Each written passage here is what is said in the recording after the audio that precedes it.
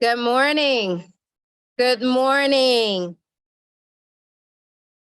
Good morning and welcome to the National Women's Business Council first public in-person meeting of FY 2023. This is our first in-person meeting since the pandemic. And I'm happy, so happy to see the council members here in person. I've hugged them for the first time, as well as our esteemed speakers. My name is Tanae Dolphin, and I serve as the Executive Director and Designated Federal Officer of this dedicated, all-volunteer, woman-led council. We have a lot of ground to cover with a packed agenda, so I won't be before you long. But before we begin, I'd like to share a few items of note. As I mentioned, this is our first in-person meeting, and it's our first hybrid meeting. This impacts what you see and how we show up on the screen to our virtual viewers. If you cannot hear everything, all of the notes will be taken and it will be provided at least 90 days according to our FACA requirements. We are not able to show the slide presentation that we had, but we will also make that available as well. It's also February, which means that we are taking time to recognize the numerous contributions of African-American community. While others, the recognition of the struggle and the advancements are interwoven into our daily being, NWBC celebrates and honors the over 2.7 million Black women business owners that serve as a beacon of hope and a means to financial freedom for their families. We will elevate this conversation as we hear a bit later from the CEO of Walker's Legacy, a premier ecosystem and digital platform for entrepreneurial women of color. I'd like to take a moment and recognize a few of the SBA leaders who are attending today's meeting. I was not able to get all of the names, so please pardon me in the beginning, but I'd like to recognize Mr. Mark Madrid, the Associate Administrator of the Office of Entrepreneurial Development, Aditi Dassault, the Senior Advisor to the SBA Administrator, Donald Smith, the Acting Associate, is Donald here? Oh, the Acting Associate Administrator for the Office of Women's Business Ownership. I believe Jennifer, she was here, the Office of. Awesome. And we have OII still represented here. Thank you so much for being here. I know that there are other SBA officials, but guess what? We see each other on Zoom. It's really hard for me to connect to everybody. I also just want to stop and say that I am incredibly thankful for the Acting Assistant Administrator, Donald Smith. He has been a great leader, guidance, and support to us while we do the work that we do. And Donald, can I make the announcement or? Well, last year was the inaugural Women's Business Summit. And this year, the Office of Women's Business Ownership is once again leading that charge for SBA. And we, the National Women's Business Council, will be partners. So we are super excited about that. There's a lot of work to be done in a very short amount of time, but there's no doubt that we will learn upon the lessons of last year and do even more. And so we're grateful for last year's summit, and we're just excited about what's to come. So the other thing I wanted to recognize is that one of the reasons why I'm excited about that summit is that this is NWBC's and the Women's Business Center 35th year in existence. It's 35 years since HR 5050 has passed. So we've just got a lot to do, a lot to celebrate, and we're here for it. For those who are joining us today that are not familiar with NWBC, NWBC is a nonpartisan federal advisory council housed within the U.S. Small Business Administrator. administration, providing advice and counsel to the President, Congress, and the SBA administrator on issues of importance to women business owners and entrepreneurs. The council is comprised of both women business owners and organizations that support business ownership. Public servants who love this work do this day in and day out. But as we begin to design and implement policy and programs to benefit others, we need the voice and the experience of those who live this day in and day out. This is why FACAs, the Federal Advisory Councils, are so important and why the work of the council matters. I think it's important to always right-size expectations. The learnings from this meeting will help guide the council and the staff's preparatory work and inform the policy priorities for the year ahead. So it's less about direct support. I know there's a lot of small business owners who are joining us today. It's less about some of the direct support and the technical assistance that you may come to know when you come to an SBA meeting, but it's more about hearing the issues and the ways in which we can improve policies and programs or create new policies and programs that would support women business owners. As you all know, today's meeting is public. It was appropriately noticed in the Federal Register. Please also note that copies of all meeting materials and public comments received will be made available for public inspection. We will also prepare the minutes of today's meetings and make them available to the public within 90 calendar days. The minutes of our prior public meetings are available on our website, nwbc.gov. Today, we have convened the full council, as well as members of the public, women business owners, thought leaders, and key government officials for this first public meeting of the year. Again, this convening and discussion will aid council members in identifying emerging issues, effective program models, proposed legislation, and viable policy solutions of the consequence and impact to the state of women's business ownership. We have also scheduled time for public to provide brief comments and to ask the council questions. With that, I will now call roll. I will ask council members to please respond by voice. Brandy Butler, Karen Clark Cole, Kathy Cochran, Jamie Glochet, Leslie Lynn Smith, Roberta McCullough, Jenny Poon, Pamela Prince Eason, Maria Rios, Selena Rogers Dickerson, Dr. Shakina Williams. Thank you. A quorum has been established. Now I'd like to introduce our first speaker for this meeting, Mr. Mark Madrid. There he is. I was just making sure. Mark serves as the Associate Administrator for the Office of Entrepreneurial Development at the U.S. Small Business Administration. In this role, Mr. Madrid leads SBA's technical assistance arm with a national resource network. Mr. Madrid also was instrumental in the establishment of the SBA's Community Navigator program and has continued to be a pioneer leader in SBA. His passion and his dedication to the country's small businesses is embedded in his DNA. Mark, thanks so much for joining us today.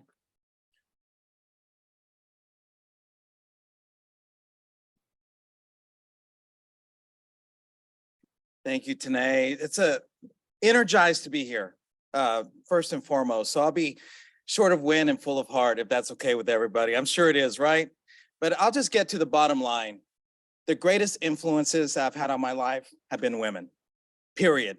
End of story, exclamation point. So thank you, Tanae, and to the team here, to the National Women's Business Council. I'm so excited. I'm so excited to hear my dear friend, Aditi, who will be reflecting on behalf of the administrator. And thank you for all your service and service to the Office of Entrepreneurial Development. But it's a joy to be here. The first in-person meeting since the pandemic. I know I don't walk alone. The pandemic was very difficult. I say it all the time, it's the highest honor imaginable to serve US small business owners. And it's the truth, because I grew up in a family-owned business. My parents met on the cotton fields. That's where they were destined to be. That's where the work was, in the South Plains of Texas. But my mom and dad knew that all along that hoeing cotton was not going to determine their destiny. So my mom and dad built a welding business. in the Texas Panhandle. So if you go through places like Shallow Water and Littlefield and Muleshoe and my hometown of Freona, Texas, you'll see structures that will persist through the test of time. You know, grain elevators, cattle pens that were built by my father. I lost my dad to COVID-19 in the summer of 2020, and I almost lost my mom at the same time. On that time, pre-SBA, I was on the ground with small business owners trying to figure out PPP, the first draw, second draw, first round of forgiveness, forgiveness EZ, the economic injury disaster loan. Those things actually meant something to me because I was supporting a cluster of 1,000 entrepreneurs at that time. And then my partner said, it's time to go. We got to drive from California to make it in time. You know what I'm talking about? Make it in time to Texas. Well, we got to Albuquerque and my father passed away. But fortunately, my mother, she came out and survived COVID. But you know, one of the toughest things I've had to do in my 51 years was last year when we had to auction every single item that my father had in his business. The welders, the bobcats, down to the last socket. And the auction company said, we're going to take everything, including my dad's arrowheads, including trash cans, folding chairs. Everything was gone. So the reason I tell this story is because I wish we were in a different place. What the administrator talks about all the time, let's break down barriers. Let's be customer first, technology forward, advancing equity. Let's close resource gaps like access and ownership of capital. You know, we want to see people start with a microloan if they've never had a loan before and graduate to a 7A and then a 504 to purchase their own building and then become certified and be eligible for procurement contracts. And so in my father's case, I wish that his brilliant mind would have been franchised, but instead there we were, because I'm not built of inherited wealth. And I'm sure some people in this room can relate to that. But my hope is Mark, under the administrator's leadership, and we're so fortunate to have a woman leading this place as a cabinet official.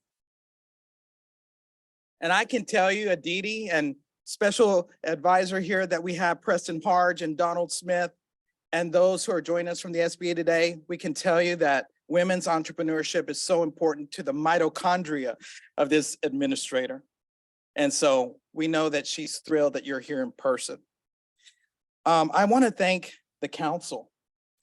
It's an honor to get to know you at a deeper level. I'm so fortunate that I know Maria Rios from my days in Houston, Texas, when I was there for 10 years. And I remember when I met Maria, it was like a force of nature came into the building. And she, you know, it's been over 20 years since she opened her business. Now, she was in her bling bling and her great outfits. She talks about this all the time. It's public record, right? But she was in her place of business with her trucks, with her dump trucks. And she was laughed at because she was a woman in a male-dominated industry. But you know what? She kept her head up high. And now, you know, the rest is history, right? It's because she had the courage that you have. You know, she talks about her first loan documents, closing a loan.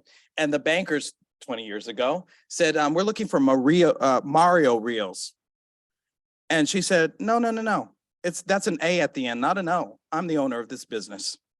And so that's where it began with 2 dump trucks and now over 50, a fleet of 50, and all the resilience that she's demonstrated, including during the pandemic. That's just one story of the number of stories on this council. So I want to close just by reasserting the commitment of the administrator, the commitment that we all have here at the SBA to women entrepreneurship. I'm just fortunate to be a man in this place and to serve you. You know, at the end of the day, the Office of Entrepreneurial Development works hand in hand with the Office of Women's Business Ownership and the National Women's Business Council. And we look forward to that 2nd annual Women's Business Summit. And further, we look forward to making sure that your story is one that we hold up high and that we celebrate and commemorate, not only during National Women's History Month, and that we celebrate it 365 days a year, right? And I'll close like where I started with a story. happy Black History Month, right? And I'm just so inspired by the Black women who have had the courage to erect their small businesses. We're going to highlight one at the Office of Entrepreneurial Development, and this is where I'll close. Her name is Stephanie Johnson. Stephanie Johnson from Houston, Texas. We at the Office of Entrepreneurial Development, we run cybersecurity programs to support cyber hygiene efforts for our small businesses. Cyber criminals are going after our small business owners. Because you know what? Most are me, myself, and I, over 95% of small business owners, solo entrepreneurs. So the cyber criminals know that. So it was important for us to hold our inaugural cyber summit, and the woman-owned business that we featured was Stephanie Johnson. And she talked about the journey that she had, starting from zero. Everybody starts at zero, annual gross revenue, right? At the very starting point, and how she's graduated into becoming an 8A firm. And so she talked about also the pride of being a Black woman and erecting that business with her family. And so today we're going to feature her and her journey to become an 8A certified firm. And so we hope that you can share that story along in addition to what the administrator will be sharing with Black History Month. And of course, as we celebrate you all next month. Thank you. It's an honor to serve you, and let's have a great meeting. Thank you very much.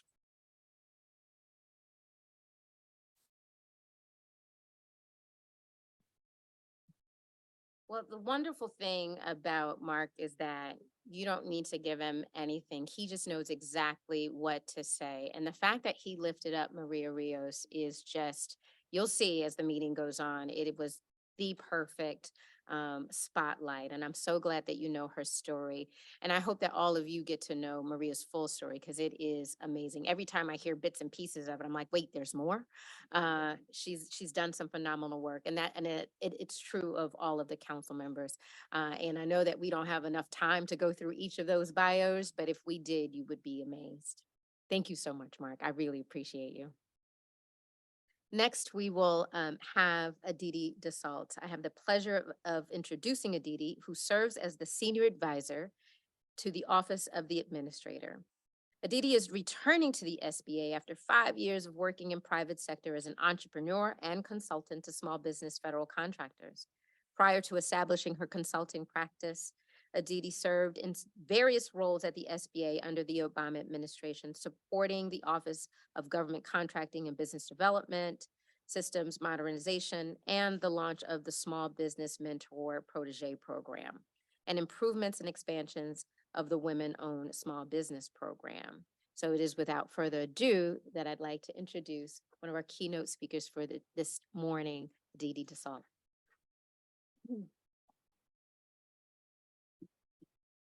All right, so this is pretty interesting for me. I rarely write notes about what I'm going to talk about. I usually do things off the cuff. And I rarely am nervous because I do these types of things all the time. But as Mark alluded to, as Tanae alluded to, this is so important to the SBA, that this is happening, that this is here, you are here, you're here online, and important things are exciting, and I get amped. So thank you for having me. I will try not to go too fast, especially because this has been being interpreted. Good luck.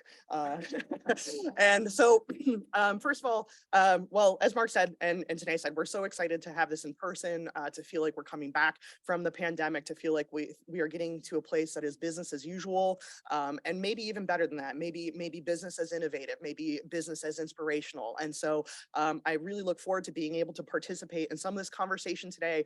And I will try to keep my remarks a little bit brief because you have some real meat to get to. But the administrator wanted me to be here today to talk to you a little bit about the accomplishments of the Biden-Harris administration, the accomplishments of the SBA, and our vision for the future for this very, very important community of women entrepreneurs. And so, I mean, hopefully everyone saw the State of the Union last night or read a transcript of it this morning.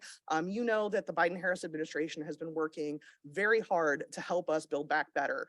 You see things like record business startups, 10.2 million. You see growth in manufacturing jobs, 800,000. You see things, just the way that we've been able to address huge economic problems coming from this recovery from the pandemic, coming from natural disasters, coming from all sorts of directions. And so since you guys watched that last night, or you're going to read the post this morning, over, I'm not going to go into too many more details, but we are on the right track, and we are going to continue to build, and we're going to continue to make an economy and an America that works for everyone. So thank you for being a part of this and a part of this dialogue. Great, I get to skip all these bullet points. Thanks, Joe. Moving on to the SBA and this administrator. So some of you know, I consider Isabel Guzman my friend, and I think the feeling is mutual. And she very much is thinking about innovation and inclusivity every moment of every day that she is doing anything. And she is always thinking about small businesses. So this is good for us. She knows that women entrepreneurs are powerful. They're a growing force. They're innovative. And we touch every single sector. There is no place that a woman shouldn't be. And especially the boardroom, especially these public meetings, especially in government, especially in federal service. So again, thank you for being here. And I do want to talk for a moment about how focused the administrator is on this. Look at me. I'm a non-binary, racially ambiguous person, and I get to come up here due to my expertise, not because of what I look like, not because of where I came from. And she's putting me in these positions to talk to you, so you know that there is a place for each and every last one of you in this agency, in this administration, and in this America. So thank you for having me here. So about the core basics of what SBA does. Let's talk about capital. We know that women need money to get things done. Everybody does. And we also know that women have had historic barriers in place in terms of accessing capital. And this administrator has worked with our Office of Capital Access to address those barriers. We've expanded the Community Advantage Program. We've lifted the moratorium on adding new lenders so that we can have more small dollar loans coming to women-owned small businesses. This is one accomplishment. There are many more to do. We know that expansion is going to help just address that capital gap for women-led businesses. There's no reason why women should have to go into their own pocketbooks, their own personal savings at a much higher rate than male-led firms. It just doesn't make sense. And so whatever we can do, and again, the importance of this meeting and the National Women's Business Council is to help us get those ideas of what else can we do to move the ball forward in every aspect. So another place, and this one's really exciting for all of us, is with our Small Business Investment Corporation programs, the SBICs. We know that venture capital is a male-dominated industry, and it is a white male-dominated industry. And I am a total geek, and so we have done things like release proposed rules, and I am so excited. When you see me talk about regulations, you think I'm talking about like chocolate ice cream and kittens, because it really is. Like for me, this is where real change happens. And so now, back in October, we proposed rules to expand and diversify the pool of these private investment funds, their management, and get them into new communities and get them into underserved communities and have more representation of the people that need access to this type of funding in a new and innovative way. The SBIC program has led to many successes previously, and we know that there are many more ahead. And so this is an important rule. I mean, if it got out in October, I'm sure the public comment period is closed now, but we're going to work diligently to get that through as quickly as possible, because we do fully believe that this is a key way that women entrepreneurs will have access to critical funding in innovative ways. Because again, women should not have to go to their family and friends to crowdsource their funding. They should be able to get it from established institutions that have the infrastructure to support their growth. So this is a key accomplishment. And the fact that it's even out there is huge. And I have to give credit to Donald and Mark for their incredible work in entrepreneurial development. I mean, I'm only going to talk about 2022 accomplishments, and Donald gave me these bullet points, so it's really all of his office's work. So thank you for letting me come up here and say these things. And I mean, that's ideal, right? There's a man who wants a woman to talk about all the things that he did and give me credit for it. Like that's like nailed it, right? And so it was a banner year. So everybody knows that there is an importance for walking into a space and knowing that what you are walking into is going to accept you, whatever you are. And that is a key component of a women's business center, right?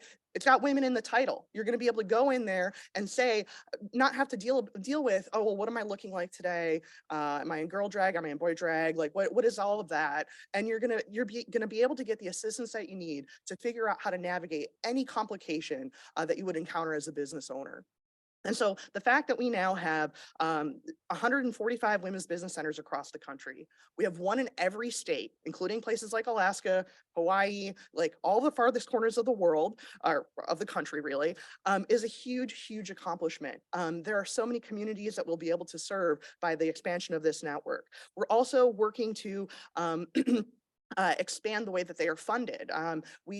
There's proposed regulation or proposed legislation out there to increase the grant amount that we can give to those organizations so that they can serve more people. Like the numbers here, I'm actually going to read these. Last year, WBC served over almost 85,000 women entrepreneurs, helped launch over 3,000 new businesses, and facilitated over 8,000 capital infusion transactions. So if we double the money available to those organizations, it's not going to be just a doubling of those numbers. It'll be exponential. We know that. And so this critical network, and again, credit to Donald and Mark for the work of their offices in doing this, is a huge, huge opportunity for WBCs to continue to grow and serve the community. So it's really, really, I mean, there's more to it too. We've expanded into minority serving institutions in a really cool and exciting way. Again, trying to get to underserved communities, encourage entrepreneurship. We know that communities of color are starting new businesses at higher rates and need the support, and historically haven't had that support in their neighborhoods, in their backyards. And that's why the relationships with these MSIs are so critical, because that is the backyard for many of these folks. So again, this resource network is critical. SBA will never be able to talk about it all, and that's why we need things like the NWBC, so you guys can talk about it too. We are still, I mean, we're not as much of a secret as we were before PPP and COVID and all that, but we still are a little like sneaky. Not everybody knows about us, and that's why it's really important for you all to help us amplify this type of work. And last but not least, I'm going to talk briefly about contracting. I don't use my notes for contracting. This is where I come from. So in FY21, the women-owned small businesses received 4.63% of federal contracts, prime contract awards. The federal goal is 5%. And I did some math because that's another thing I do. And that 4.7% is $2 billion that the government failed to give women entrepreneurs. That is not okay. I mean, okay, sure, 26.2 billion is great. That's like a lot of money. Women should have that, but there's still 2 billion on a 5% goal. I think that goal is ridiculously low. 5% is not even at all representative of the number of women-owned businesses. It should be significantly higher. That's a personal opinion. But I do know that the administrator backs me up on that one. But the goal should be higher, the achievement should be higher, and we are working diligently to find ways to support federal agencies in getting those contracts to women-owned businesses. One of the key things we did last year was we expanded the number of industries from 444 to 759. That's a huge build.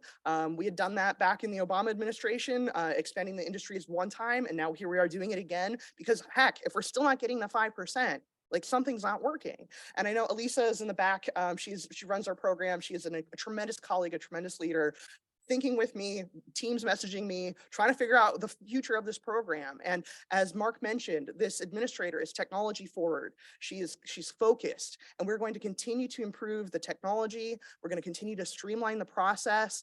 We're going to continue to find ways to make sure that more and more women can get into this program and not just get certified, which is obviously a key point of it, but actually get to opportunities. Because you can have all the certificates in the world when you look like me, right? That you're super diverse. It's so cool. But if you're not able to actually leverage that into a contract, it doesn't matter. And so that's where things like WBCs and Mark's office, like huge role. The things that the NWBC does, huge role in making sure that women not only have the tools that they need, but they have the jobs to use them in. And so that is the key collaboration that we're here for.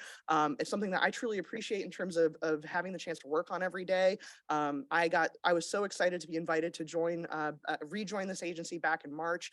They will have a harder time prying me out of here next go around. But I did get yelled at like 12:04 on inauguration day in 2017 to get out. But I'm here for the duration. It'll be a good run. And again, the administrator puts me in positions like this because she knows that there is not a barrier I won't mess with. And so I encourage you to tell me about the barriers you're facing because she knows I'm going to run through them, jump over them, break them, mess with them, and otherwise cause chaos. So thank you for letting me do that in your public meeting. I look forward to continuing to do this in many places. If you see a reg you don't like or a reg you do like, let me know. That's one of my greatest passions. It's something in my first month back, I got to look at a proposed rule and change a few words. You know, went from bank statements to bank information. You know what that did? That saved tens of thousands of business owners, tens of thousands of documents that needed to be submitted to this agency. And you know, it's a simple find and replace. I am dedicated to doing that. There's not a reg I won't read. And that's why the administrator put me here. So keep me in mind for that type of thing. Always use a public comment process and also leverage the NWBC because that is another key thing. And that's what I will close with. The administrator wanted people like myself, Mark, and others to be here to hear this conversation, to support this conversation. She takes the role of her advisors like me. You know, I'm paid on her staff, that's cool, but also the council, you know, not paid, volunteer, but incredibly experienced, incredibly thoughtful, and incredibly valuable. And this is the way that she will continue to form her vision to create a better American economy. So thank you for your participation, and I look forward to the discussion.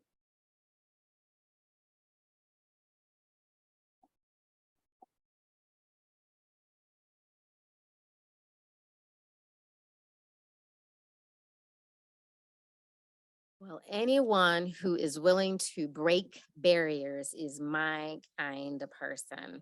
I am so excited about that. And reading regs, if you don't know that the devil is in the details, right? Like, I know you don't want to read it, but that's where it is. And that's where things are either done right or done with great intention, but weren't executed well. So there's so much there. And so thank you so much, Aditi, for coming, for sharing, I know that the schedules are busy, but you'll stay as long as you can.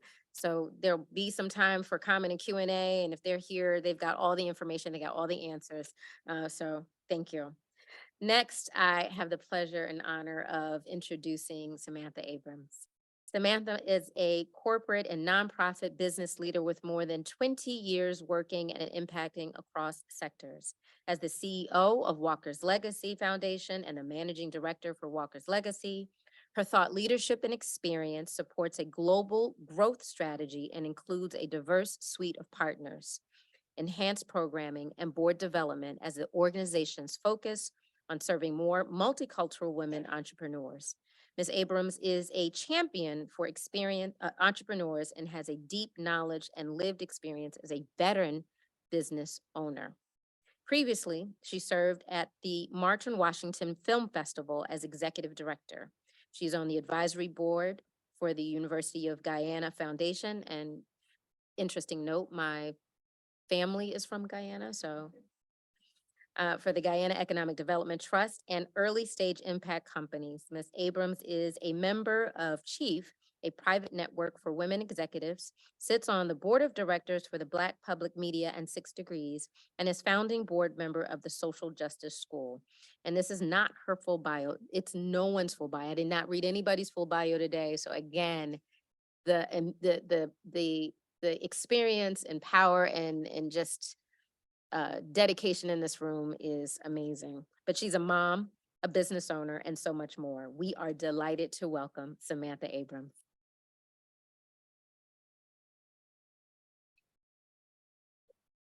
Good morning, everyone. This is just such a special occasion to be invited to share with you all. Thank you so much to Administrator Guzman, SBA leaders. It's good to see familiar faces and friends. The council, Tanae, thank you. I won't belabor my bio. You can read it. But this morning, I believe I have a message to share.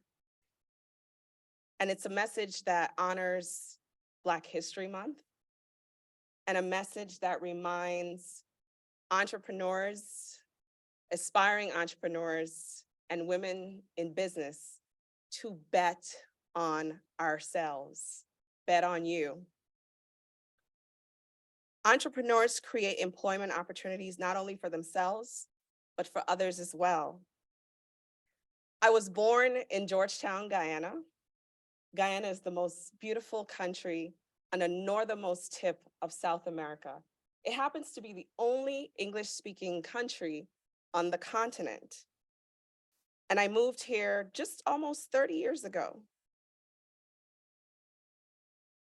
I come from a rich legacy of entrepreneurship, starting with my grandmother, Ruby. My grandmother birthed 14 children, 14. So she had to be clever and innovative and creative as she journeyed through life, finding ways to take good care of her family. So at about 10 years old, my mom, Marva, and her younger sister, Esther, was recruited by my grandmother to take her fresh pastries and early morning good treats and sell them to school kids before they went to school. My Aunt Esther would ride the bike and my mom would carry the product, and they knew how to market, brand, sell, pitch, bank, all words that are so synonymous in entrepreneurship today. But my grandmother would have never called herself a founder or an entrepreneur back in those 50s days. This legacy truly was passed on to my mother and then to me. So when I think about what drives me and who I am, these qualities are truly intrinsic. I like knowing that this is my identity, and it really allows me to pay homage to my grandmother. Once my parents decided that they were going to get married, they left and went to Canada for a little while.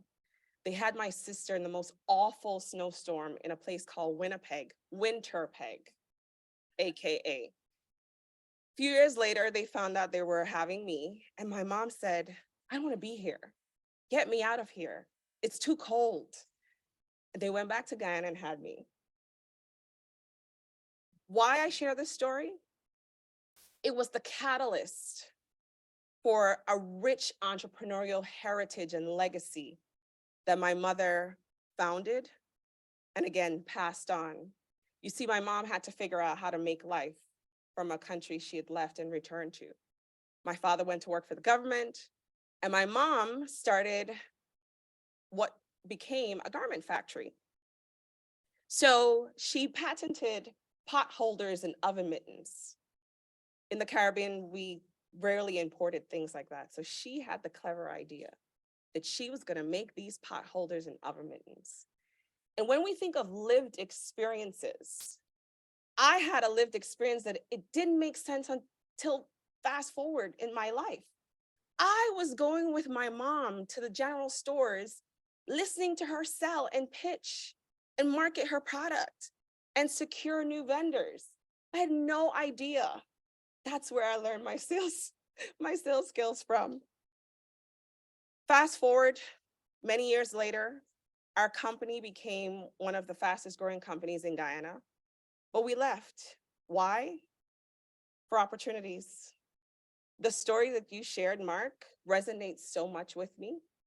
My parents left everything behind because the United States of America, they knew, had and boasted opportunities where their 4 children could come and take advantage of. So sometimes we feel like we're not sure where these paths take us, but that's exactly why we're here today. And the stories are even more important. I want to pause and just talk a little bit about stories and listening to the stories of our business owners, particularly Black and brown women. You see, when we hear these stories about women, we get to learn more about who they really are, why they start these businesses, what was bubbling in their bellies that allowed them to just go forth, go bold, and borrow from themselves. But how do we disrupt that bootstrapping without straps? And really give Black and brown women in particular an opportunity to really bolster their work. We gave that up, moved here. Great. In the late 90s, I said to myself while I was in college, we gave up so much, and I want my parents to have what they gave up because I felt like we stole from them. Even though as parents, we know that never happens, right? So I had to write this business plan. I was so annoyed with Dr. Reback, my research statistics professor. He would walk around with his cowboy boots, Mark, like yours, and a pipe. And he said, I need a business plan. I was like, what? So I wrote a business plan and I called it Sapadilla's Caribbean Restaurant. 16 years later, we're still in business.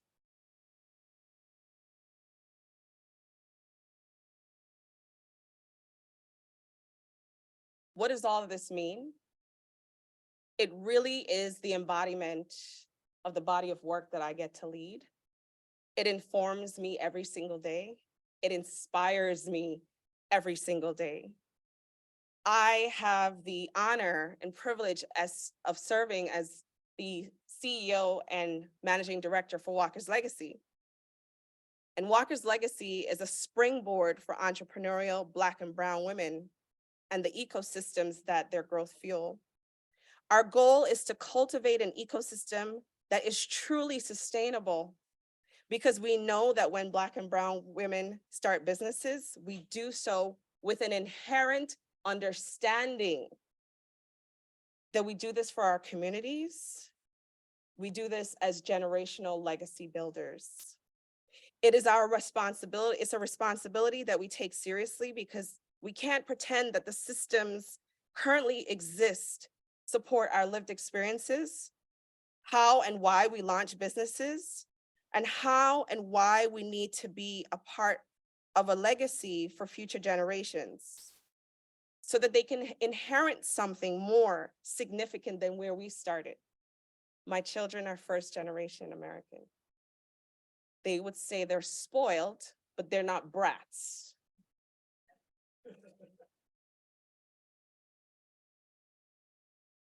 We won't do this work alone. We believe there's an urgent interdependency needed to drive this work successfully. Additionally, we're fortunate to have an incredible network of co-creators and partners to deconstruct silos, to provide entrepreneurs we serve with culturally competent resources, tools, connections, and capital stacks. I want to pause there because when we think of capital, we always think of the financial capital and the other technical training and support. I want us to embed and understand that the social capital piece is as equally important. And we need to double down on that. I need folks to be anti-gatekeepers. Move out the way. To date, I'm going to share a little bit about Walker's Legacy. We have connected more than 1,000 Black and Brown women-led small business to more than $60 million in funding and more than $250 million in corporate, state, local government, nonprofit grants and contracts. Again, Aditi, you shared, this is good, right? It's not enough. It's not enough. Our programs support small businesses and startups from their earliest. So if you have an idea on the back of a napkin, come to Walker's Legacy. If you are in the midst of growing or needing to figure out how to grow and bolster your company, we have a program for you too. And if you just want to stop by and share, we'll take you too. For example, one of the most recent cohorts, we actually graduated a cohort of 17 companies last week. They are revenue generating women of color, 15 cities across the US, innovating within a broad set of industries, including athleisure, small business cybersecurity, energy equity, infertility healthcare, and tech-enabled professional services. These women boast more than 40,000 customers and more than $105,000 in monthly reoccurring revenue. We don't have to ask if these businesses that these women are serving and running have social impact. We know that anything we start has impact on the onset, right? So it's most fantastic to be in a space to be able to serve, and we just don't have to ask. It just feels like a gift for me. Social impact and profit should and will run in alignment as long as we continue bolstering Black and brown women entrepreneurs. They're interconnected, and we shouldn't be shy about saying anything about that. Walker's Legacy also has the privilege of operating a minority business development agency business center in Birmingham, Alabama. The first time I went to the office, I had something that just came upon me because I started walking the streets and realized that just one block away was the 16th Street Baptist Church.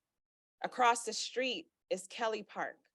I had the honor of meeting Sarah Collins, who was that little girl who lost her sister and friends during the 16th Street bombing. The backdrop, as I sat in the conference room, A.G. Gaston Motel. A.G. Gaston, since we're celebrating Black History Month, each day the team is physically and spiritually greeted by the people who bled and died in the streets in Birmingham so that I can stand here today, so that we can be here today. And that backdrop of A.G. Gaston Motel reminds us who he was and what we're doing today. So A.G. Gaston was a prominent Black businessman in Birmingham. His journey began to entrepreneurship while working in the mines as a teenager. He then sold lunches, innovation and creativity. They had a need, he met the demand. He went on to sell burial insurance that then went on to grow into an insurance company. It was called the Booker T. Washington Insurance Company. He purchased and renovated buildings, and the motel is still standing there, and on and on and on and on. He was amazing. But I share that story because it really ties into where we are and where we sit and why we do what we do. And this backdrop of the A.G. Gaston Motel, because it's a reminder that this movement continues today. The civil rights continues, the movement continues. It's just an economic civil rights movement. So we can't forget that. We have to remember to invest in communities of color, invest in women, particularly Black and brown women. For decades, we've been underfunded. I don't want to keep repeating that story. It's time we move on. We're the cavalry. We know what to do. We have the resources. We have the intelligence. We have the knowledge bank. We have historically not been able to borrow money as often. And fast forward to the pandemic, it has been apparent how wide the economic gap is for people of color, particularly women. But you see, women are special. We give birth. Whether you give physical birth to a human being or birth ideas that spur innovation and creativity, we bring life into this world that gives life, that fuels life. When women start businesses, we launch these businesses as a lever of change for generational wealth and legacy building through entrepreneurship. I come from a proud, long line of practitioners of manifestation. What does that mean? I personally believe that we all come downloaded. We come downloaded with instructions on how to journey through life. And if we listen carefully and live life on the alert, pay attention, embrace it, we'll have those instructions. Black History Month is the epitome of innovation, creativity, and entrepreneurship. where we honor African Americans' triumphs and struggles through US history. However, women's history in particular is fraught with silence and gaps because of the dangers associated with slavery, freeborn, notwithstanding how historical data is collected. So these are the stories I talk about and the importance of sharing stories. Many years ago, I read a book and I learned about a pretty awesome woman named Mary Ellen Pleasant. Mary Ellen Pleasant, there isn't enough about her, like her family, her parents, if she was born free or enslaved. But what I do know about Mary Ellen Pleasant is she figured out a way to grow an empire through domestic labor, using her social capital, because in San Francisco, the folks who were around her, she was able to unlock that and use it for her good. And then the second one I recently more so learned about was Biddy Mason. She was an African-American nurse, a real estate investor, and a philanthropist. She was Los Angeles' first African-American woman millionaire. Biddy was a real, I don't know, Biddy, you have to read Biddy's story. She was a disruptor, but a responsible one. She was born into slavery and she could free herself. She worked to free herself and her children. And of course, we can't forget the legacy of Madam C.J. Walker, in which Walker's legacy was founded. And I must say and pay tribute to A'Lelia Bundles, because when our founder thought about this and wanted to launch Walker's Legacy, she did go to A'Lelia and ask for permission and blessing. And A'Lelia, who sat on the board for the March on Washington Film Festival, gave her that blessing. So shout out to A'Lelia. Madam C.J. Walker created an empire. She taught us what a network of women could really do. By the time of her death, she had 500 agents. Y'all remember Home Interiors and all those other Mary Kay and Avon? I was like, this is who she is. This is the legacy that she transitioned to us. Mary Ellen and her success, Madam C.J. Walker and her success, they had decades of it, but their careers shared so many attributes. Mary Ellen transformed her domestic labor into an enterprise, and she had an income for 8 houses in San Francisco and a ranch near Sonoma. Walker's Legacy's global financial enterprise and Mary Ellen reached across the world, and they've passed down to generations. It's interesting where we are now in society. There's a bit of selfishness, self-centeredness, narcissistic and ego-led, ego-driven world.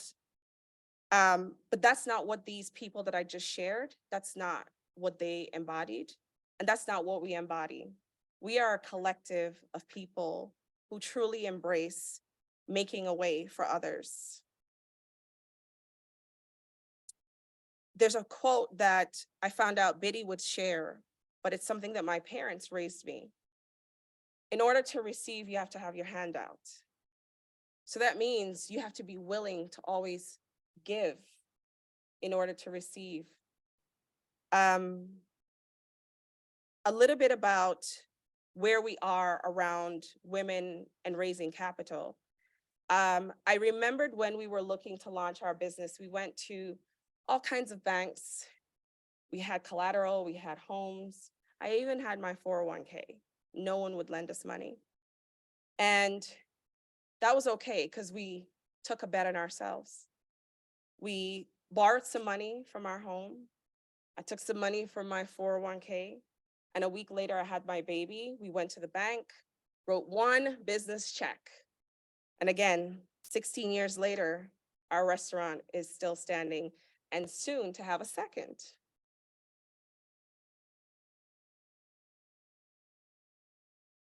But the trauma and the stress that comes with women searching and looking and turning every mattress open, looking for funding. It shouldn't be. It's not fair. If we can launch businesses like these and sustain them by employing people, by fueling our families and our communities, doesn't it make sense to open up the coffers?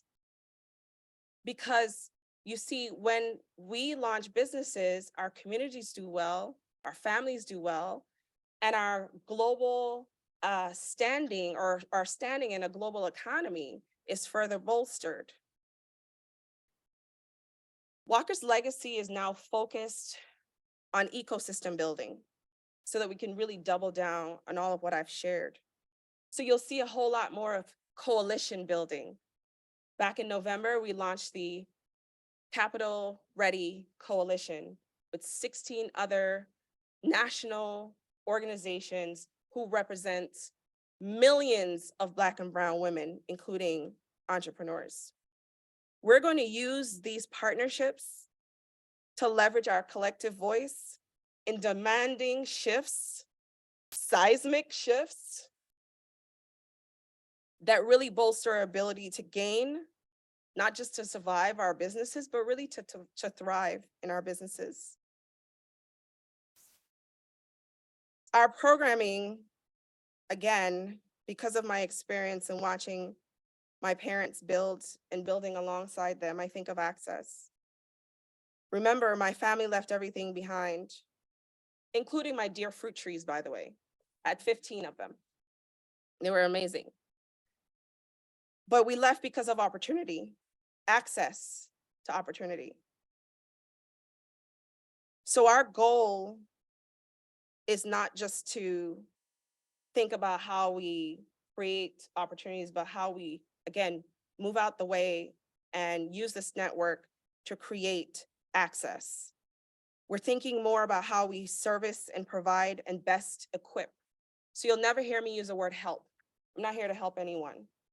Women are born and downloaded with so much power, so we don't need help.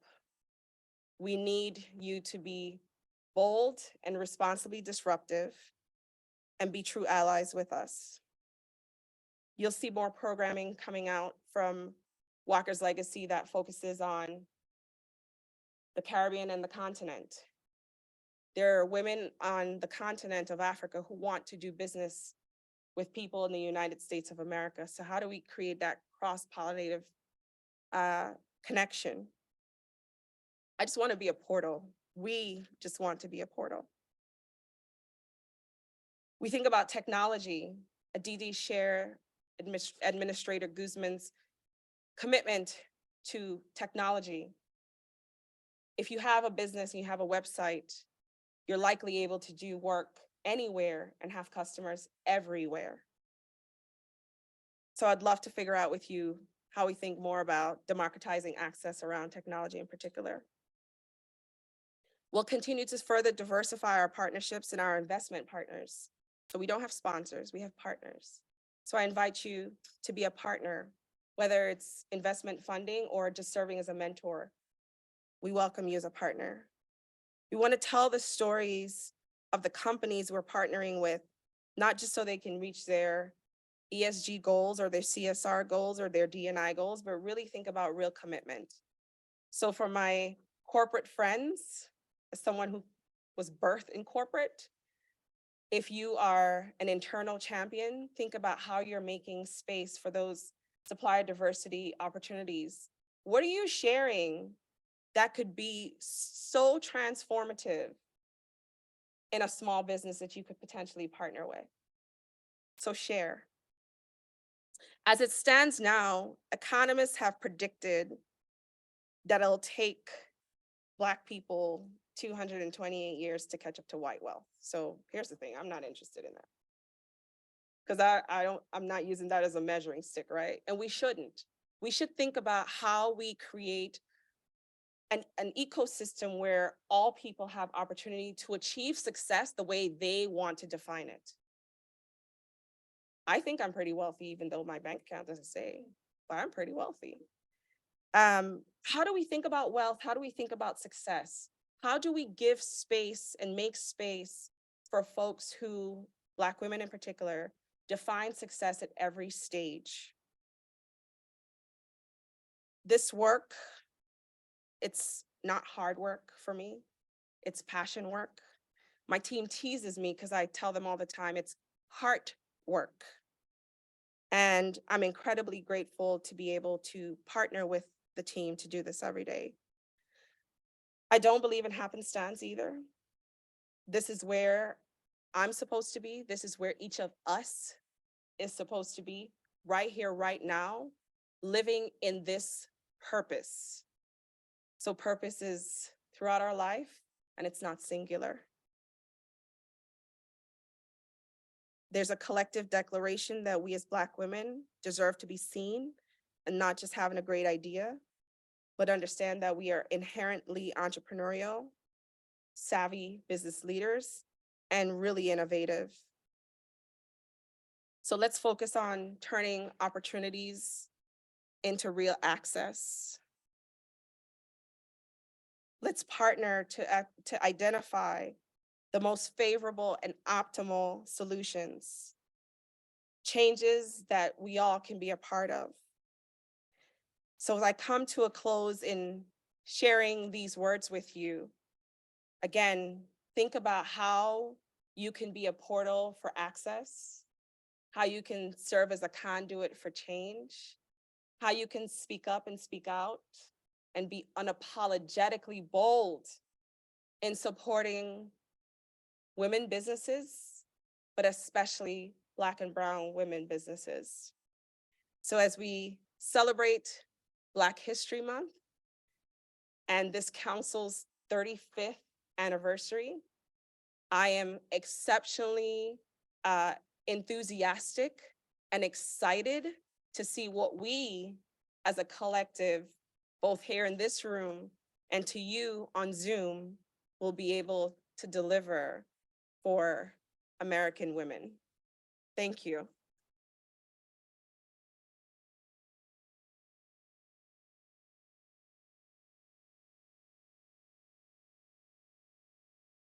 And still she rises. I am proud and amazed at the strength, resiliency, and undeniable success of Black women entrepreneurs.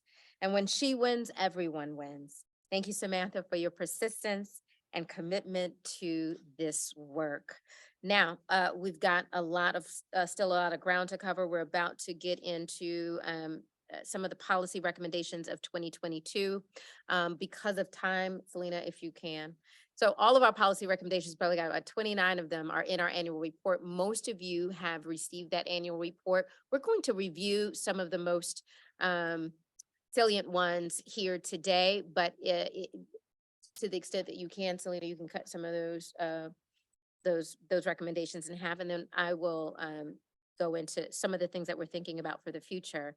But let me introduce Councilmember Selena Rogers Dickerson, who will highlight some of those NBC focus areas and policy recommendations. Councilmember Rogers Dickerson is the president and founder of Sarcor LLC, an engineering design and project management firm, and Celine LLC, a diverse business solutions company. See, when Councilmember Rogers Dickerson sees a problem, she goes to create a business to fix it. A Birmingham native, Selena received a Bachelor of Science in Civil Engineering from Tennessee State University, who just won a Grammy. That is also my mother's alma mater. And her Master of Business Administration and Project Management from Capella University. Through prayer, ambition, and perseverance, Selena grew Sarcor from a one-person firm to a team of engineers and management professionals. Now, through Celine LLC, she seeks to help and grow and develop other small businesses and raise awareness that minority firms are more than a minority participation goal. Selena is a graduate of the U.S. Small Business Administration's Emerging Leaders Program and Leadership Birmingham. And in 2019, she graduated from the Goldman Sachs 10,000 Small Business Program at Babson College. There are so many connections here, you just will not understand it. Councilmember Rogers Dickerson.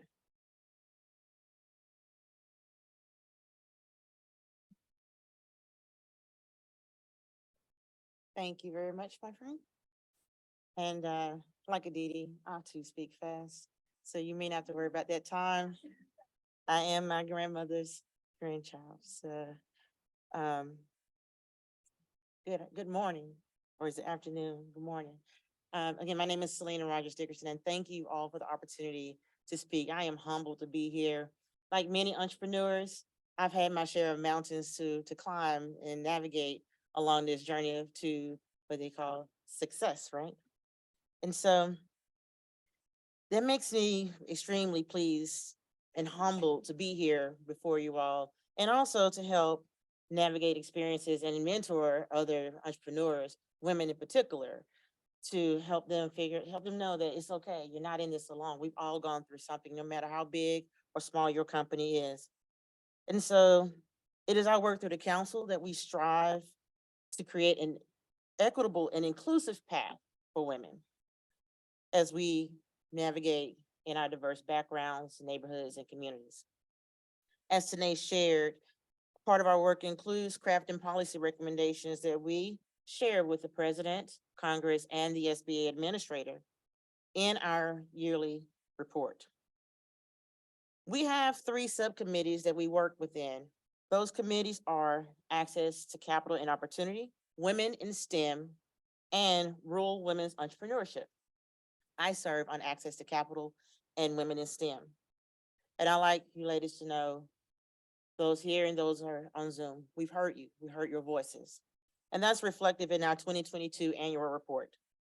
You can view a list of all of our policy recommendations on our website. We encourage you to do that and take the time, but I'm only going to highlight a few of those here today. Access to capital and opportunity. We know that the rules are not the same.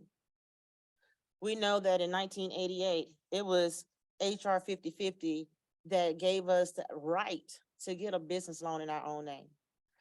It's one thing to have to ask for help.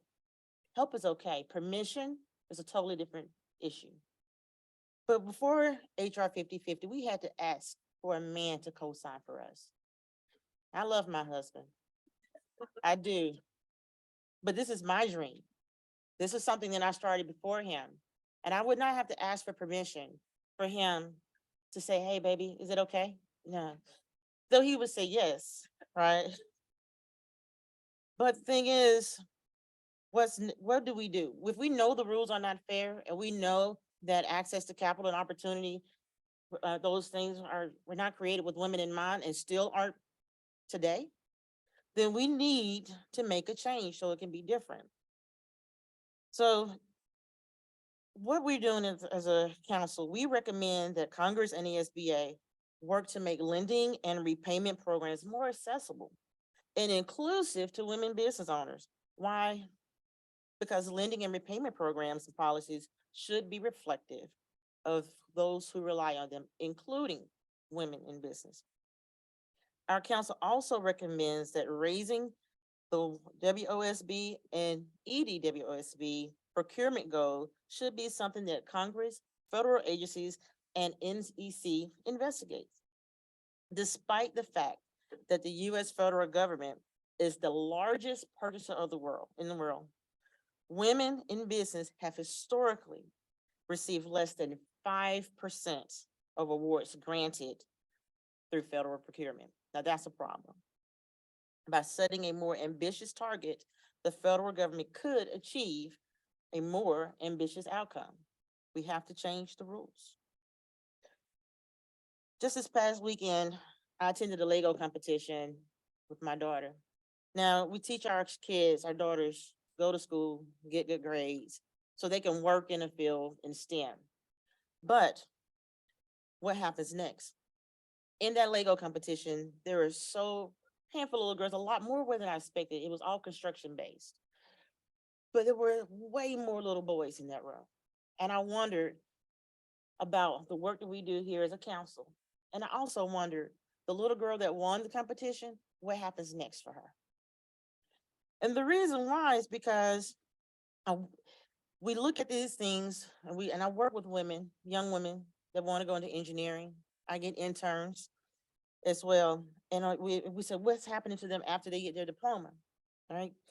We encourage them to go into STEM, but what happens next? So as someone who works with recent graduates, entrepreneur education and engagement is valuable, I want to be a catalyst in changing that. The council recommends that WBCs partner with universities to support women in academic innovation. And education is great. Lego build and other STEM opportunities, they're great too. Practical knowledge and experience are also vital to finding success. But WBCs are well positioned to support all of that exploration. So what happens to that little girl who won the Lego competition? What if she chooses she wants to be an architect, an engineer, or a general contractor? What if she checks all the boxes? She gets her licenses and certifications, and then she starts her own business. She's done all the things that she was supposed to do, of course, along that STEM trajectory. But then she finds that the door is closed. She's left out of the conversation. She realizes that STEM legislation and STEM funding are for those who are in the tech space, not the architecture, engineering, and construction space. And she finds yet one more mountain that she has to conquer. The council believes that Congress should be more inclusive of the AEC industry and women business owners as a whole in targeting STEM entrepreneurship.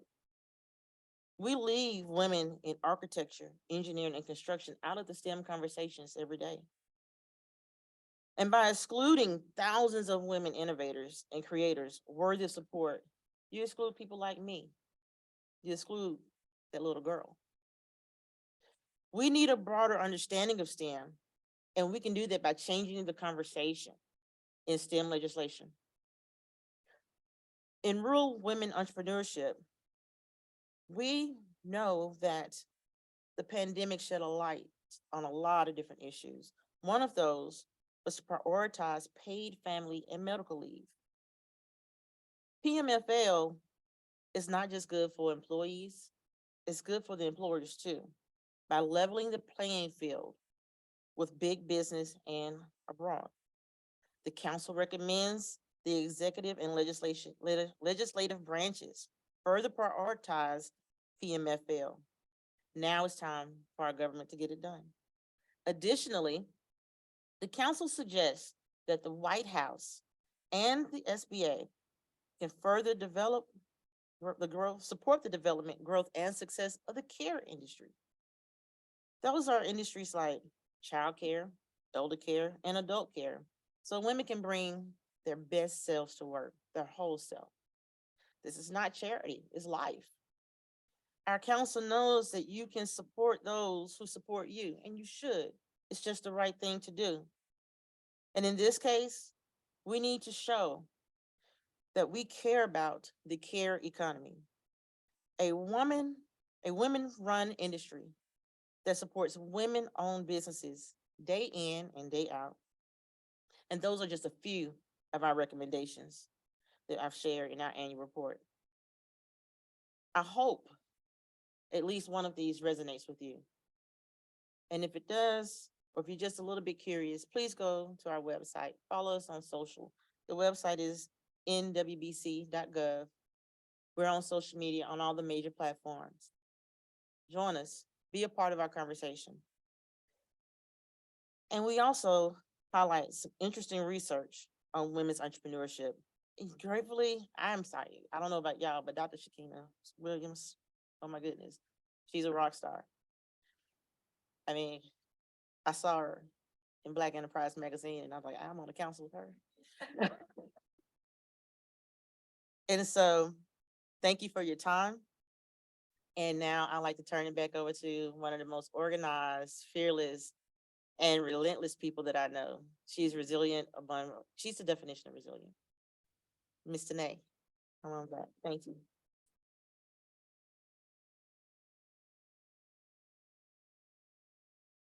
Resiliency should be defined in those heels that Selena is wearing right now. But thank you so much, Councilmember Rogers Dickerson. The council did a lot of work last year, again, about 29 recommendations in that annual report. I do believe that we have the quick reference document. Not only is it in the middle of that report, but we also created its own handout, so you're more than welcome to take a look at that for the full slate of policy recommendations. But what does this year look like? Those are the 2022 policy recommendations, and now we are already starting to think and work on 2023, and there are a number of areas that we need to dig into. And this conversation really begins to set that tone, but also your ideas, your voice, as Councilmember Rogers Dickerson just said. What are the areas that we should be thinking about, looking at, and the council members to deliberate upon? So please share your ideas. 35 years ago, we just removed the requirement for a male to be a co-signer, created NWBC and the Women's Business Center program. There have been a lot of great work, a lot of great policy recommendations over those 35 years, but the real question is, what is the next HR 50/50?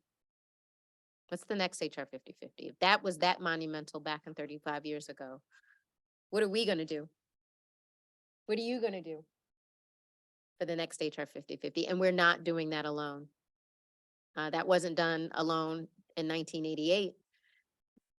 Partners like NABO and other organizations and women really bonded together to move that needle.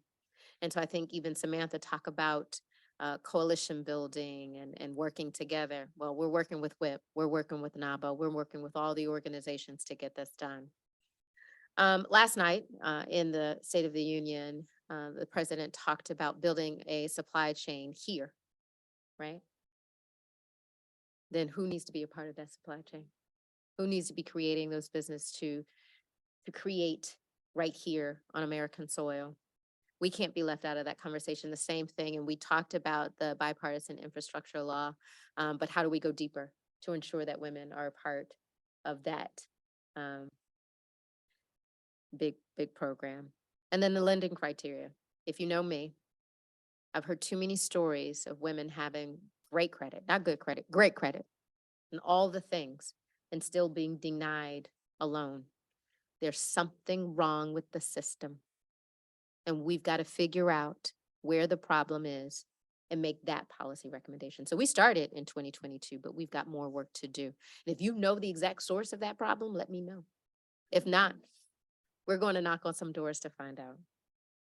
And so please join us this year as we have a number of roundtables, additional public meetings, and conversations to go deeper. And part of how we go deeper is research. The NWBC commissions research in order to make sure that the policy recommendations that we put forward are sound. And so with that, I'm going to pass it over to Dr. Shakina Williams. Give me a moment before I pass it over to you.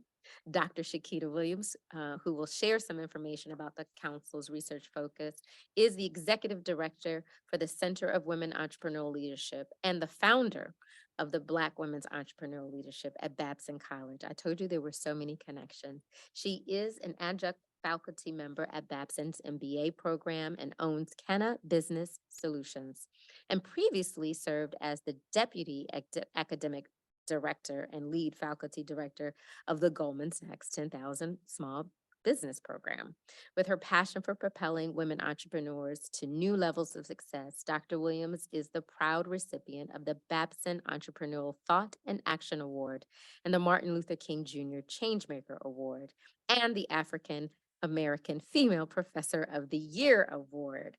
She authored the mark and is writing a book, Hooked: Entrepreneurial Leadership Skills Learned While Fishing with My Dad. I'd like to introduce Dr. Shakina Williams. She's also in Black Enterprise. Well, good morning, everyone. Excuse me for my raspy voice. I think I'm gonna need my water.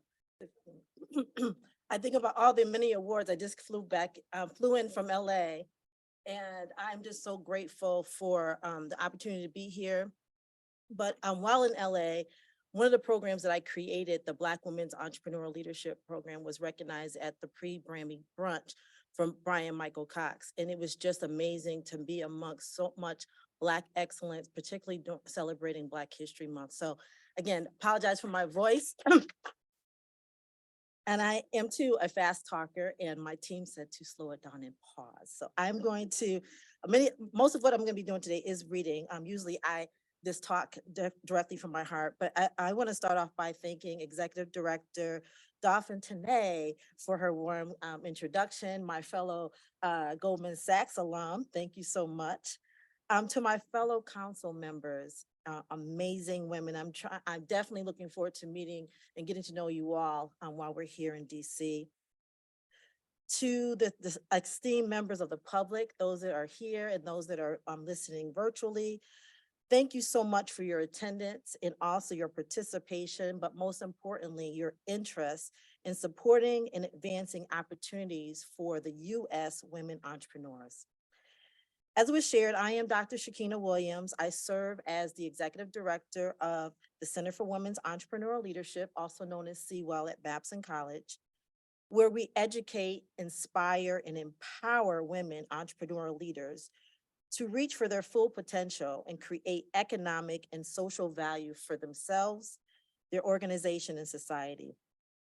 Also the founder of our Black Women's Entrepreneur Leadership Program, which is a virtual action tank designed by and for Black women entrepreneur leaders to provide an experience and also resource to propel their businesses and professional growth forward.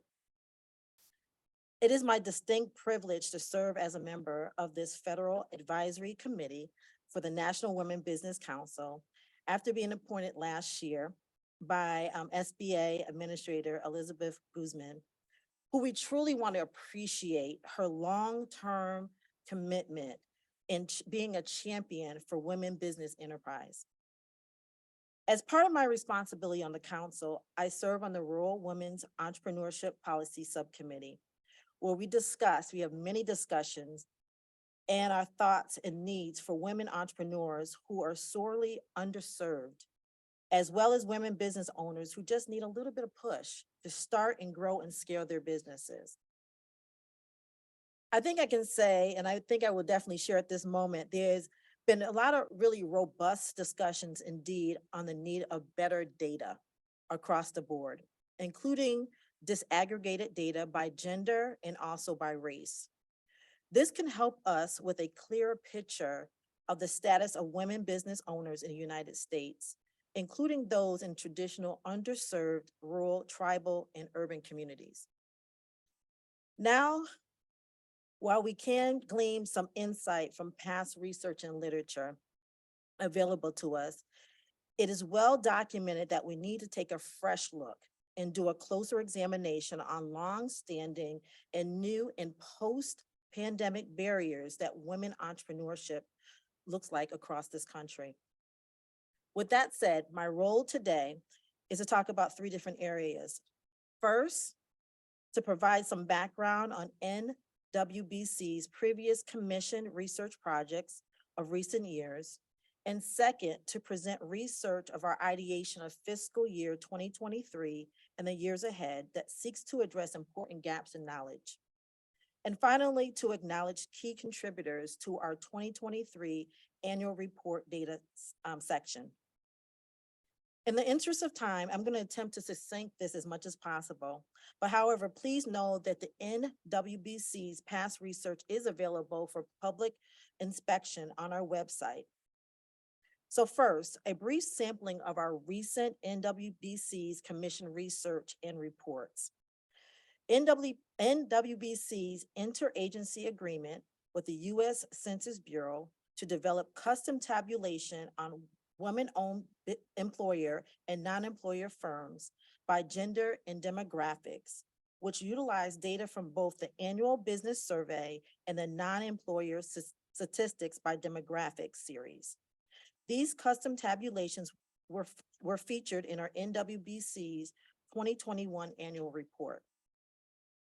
Additionally, in August of 2020, together with the SBA Office of Investment and Innovation, NWBC's commissioned a report titled America's Seed Fund, Women Inclusion in Small Business, Innovation, Research, and Small Business Technology Transfer Programs. Second, our research docket for fiscal year 2023 and the next several years is included in our policy recommendations. These recommendations on research stated that NWBC will look to conduct a landscape analysis in fiscal year 2023 to better assess the effectiveness of current entrepreneur ecosystems, technology assistant capability, local governance issues, and the brain drain impacting rural women-owned businesses and economically disadvantaged women-owned businesses growth. The intention that the study also identify effective program models to improve engagement of women entrepreneurs in tribal and immigrant communities. NWBC should commission research focusing on both high-yield STEM and high-growth industries, currently AEC, as well as industries with an overrepresentation of women, both undervaluation, particularly in healthcare. Suffice to say, over the years, the council has increasingly taken painstaking measures to remain intentional, address important gaps in knowledge, and focus more on quality than quantity, while also creatively leveraging natural partnerships and collaboration to better inform practitioners, policymakers, and the public. Moreover, we also intend to continue raising up important research projects for external partners.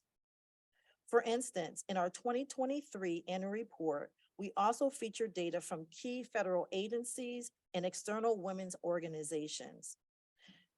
This year, we featured data from the 2020 U.S. Census Bureau and the National Center for Science and Engineering Statistics. Together in 2019 and 2018 data from the annual business survey.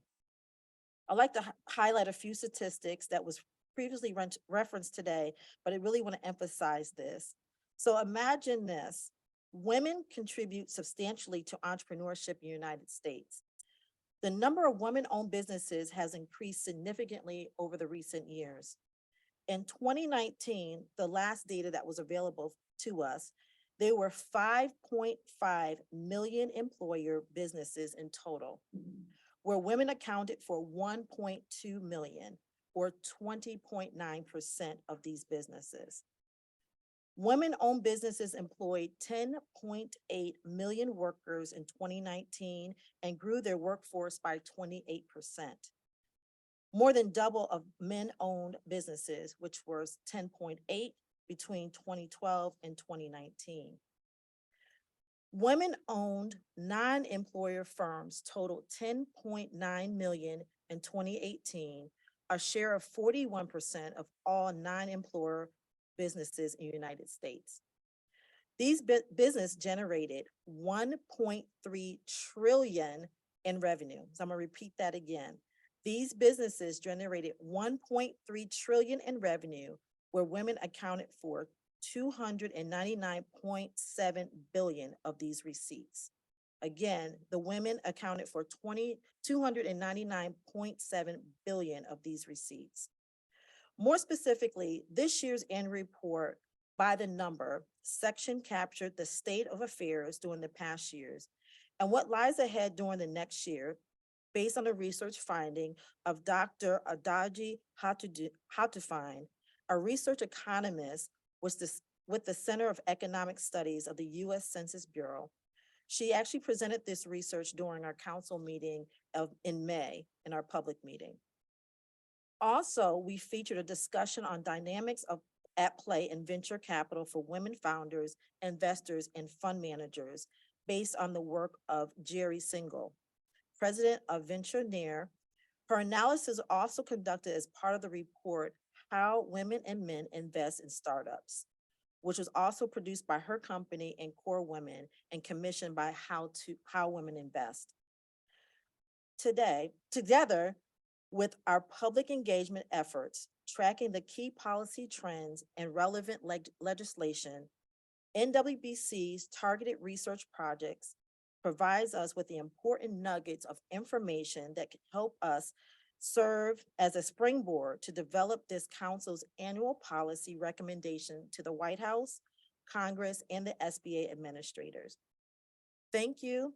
And I'll now turn it over back to Tanae.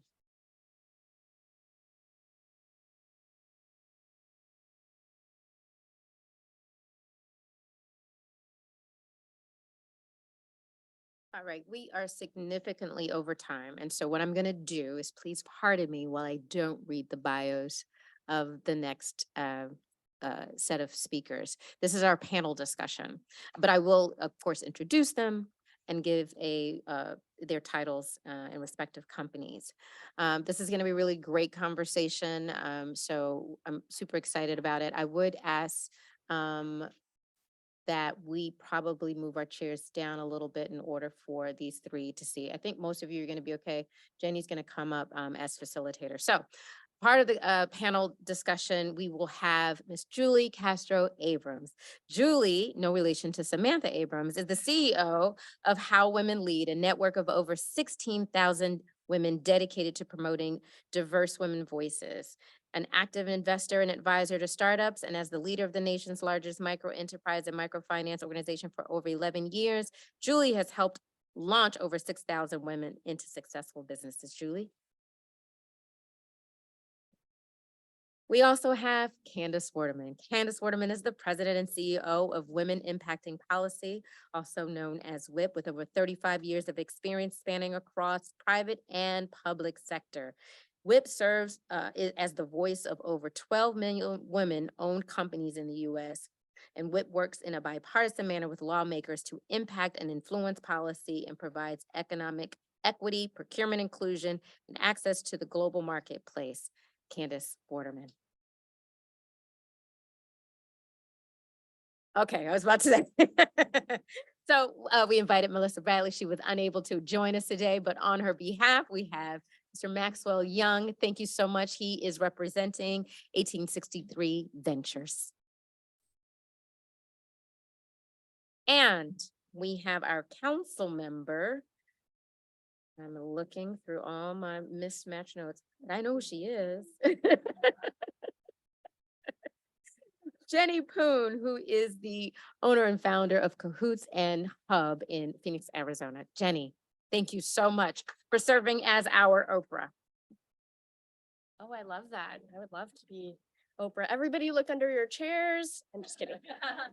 I am so excited to be here. Thank you all for joining us and honored to navigate and moderate this policy panel. Tanae says it's a policy panel. I call it Real Talk. So today we're gonna walk through the real experiences of these great leaders around entrepreneurship, right? Women entrepreneurship. So let's start with a quick little intro. I will intro myself and I'll ask you each to intro yourselves as well. I'm Jenny Poon, founder of Cahoots and Hub out in Phoenix. I'm the daughter of immigrants, Vietnamese immigrants that came here back in the 70s. They started a restaurant and I grew up in that restaurant, and that was the part that brought me into entrepreneurship. They said, never become an entrepreneur. Because they became entrepreneurs out of necessity, but everything that they've done and I've grown up in informs the work that I do today. So I started the first co-working space in Phoenix, Arizona. We serve about 1,000 entrepreneurs on the regular. We have 2 locations, expanded, got a loan, did all of those things and painfully navigated that process. And then I also started a software company called Hub that helps economic developers rethink their work and expand resources to those that are hardest hit, not just to those that can access the resources quickly. So that's me. I'd love to pass it to whoever wants to go first. Do you want Julie? us to just talk from here, or do you need us to use a microphone? We should probably get that mic, yes. Not that I need it. My kids go to restaurants with me and they're like, Mommy, everyone hears you laughing. It's great to be here today. Tanae did a little bit of an introduction, but I want you guys to really sort of ground in sort of the cycle of women's access to capital, and that's a bit of my journey. One of the greatest things I've ever done is I ran 3 women's business centers and a CDFI for 11 years. Oh. And it was magnificent. and huge results and hard. So we worked with over 6,000 unique women entrepreneurs. Last week, I had 60 women who we all had dinner. I bought out the restaurant and one of our entrepreneurs 20 years later. So, we help people, we train people, gave them microloans, and it worked. So this is really what I want you to understand. I want you to ground in, because we had a statistician on staff. Within 5 years, we could look at the numbers, and our focus, women's business centers, this is the focus, but ours 100% was low income women. 50% of our programming was in Spanish. Okay, 85% women of color. And we could do data analysis and look with regression to figure out, what is the sensitivity around who performed in what area best and what are the results. So 5 years after going through our training program, 70% were still in business with consistent sales, low income women. On average, they had 2.3 employees. Latinas outpaced everyone else in asset growth. They used that business to buy buildings, to buy their first house. Black women were second in line. And this is one of the things that I know is, of course, we all talk about grit, but this is the thing. If working for somebody else can feel or is abusive, you aren't getting paid well, you're not going to be able to go up the ladder for all kinds of reasons. Entrepreneurship is absolutely a critical option for people to have dignity and build great lives, to be able to sustain their families. And we consistently worked with women who had been trafficked or had domestic violence. We couldn't let our address out because it was such a risk. But this is what, ultimately, this is the foundation of how people, immigrants, for example, really build a life in our country and then contribute greatly. So I'll tell you, running those women's business centers was both beautiful and super freaking hard. I couldn't sustain the organization on that money, and there were a lot of regs to follow. So after 11 years, I was exhausted, and I was like, I'm not doing this again. I need to retire. I need to hang it up. And so even though I'm proud of all the results, we just make it so hard. And so one of the things I would like to say is, like, how can we make it simpler? One of the other things that I found in my journey is the couple women who are outliers. And honestly, it's not that many, but there were always a couple who they were growing really fast and they needed venture funding. And there was none. I thought I had power and influence and I couldn't make it happen. And I started looking into it, and only 1.7% of all venture funding goes to companies founded by women. Like, how can that even be possible in our country today? So this is what I've curated for this next stage in my life. I'm older than all of you. I have a network of kick-ass powerhouse women, and they're in the C-suite and all these great tech companies, et cetera. And I realized we get to leverage us and them. We're the first generation of women who have 30 years of work experience, power, influence, and a little bit of wealth. And asking somebody else that runs a private entity to change their behavior is, someone said 259 years or whatever for Black women to have equal opportunity. I mean, you can't change a private, something that's private where people they're biased. All of our biases are so ingrained. We're not going to get venture firms to change their behavior unless we regulate them, or unless women and people of color run successful and well-funded venture funds. Because when a woman makes a decision in venture, 40% of the time she invests in companies founded by women. So 1.7% overall, 40% if you have women in venture, okay? So you guys can make those connections. So what I said is, like, listen, I'm gonna get all these women together and we're gonna start our own venture fund. And in 2 months, we raised $10 million and created our first venture fund. Thank you. And this is another thing that I want you to lean into. Who do you think has wealth and can get involved in venture in the United States? Just have the picture in your mind. 50% of our investors are women of color.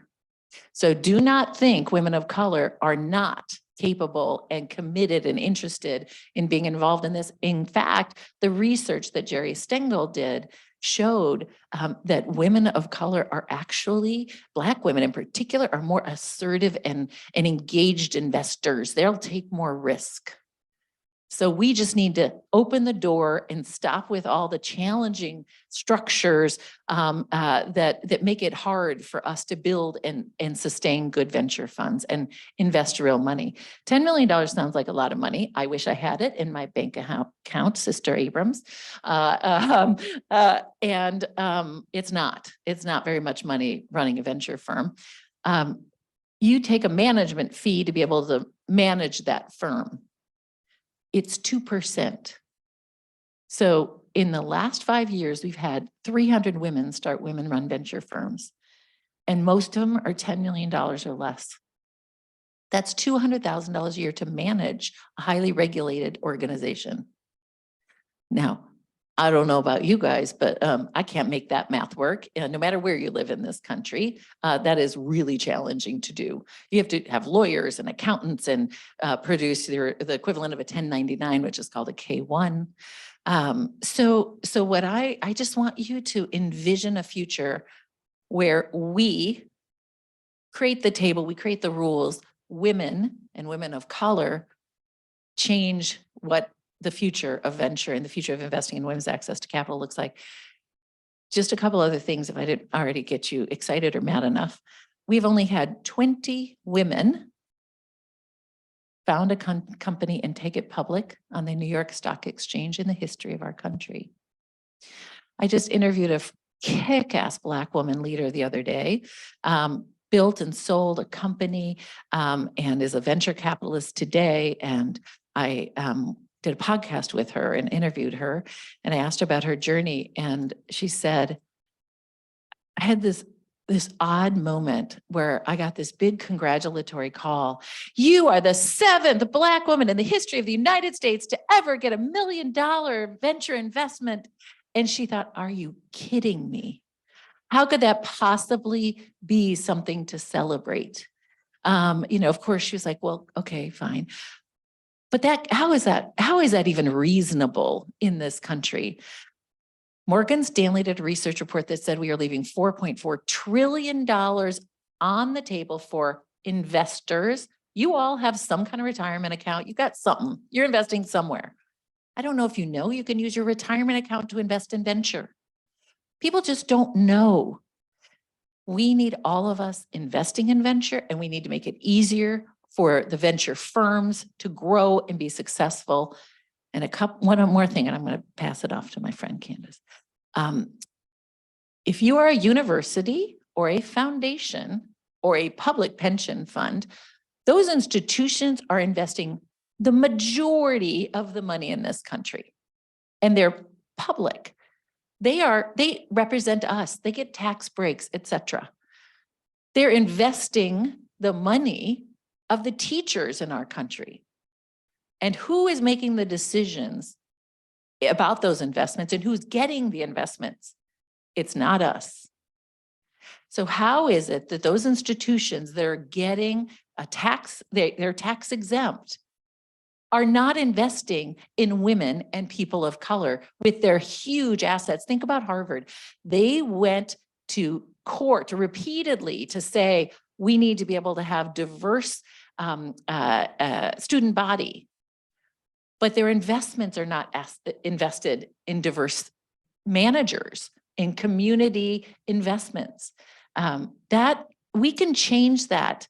It only makes sense, if you ask me, in order to be able to change the structure that's holding all of us back. We all can make more money, create jobs, have women that then have the next IPO, which is a huge wealth building opportunity. All of that is fueled if we change how we're thinking about these women's access to capital, especially through venture. Great, thanks, Julie. Let's pass it on. Sorry, that was a very long introduction. Quick intro. Yes.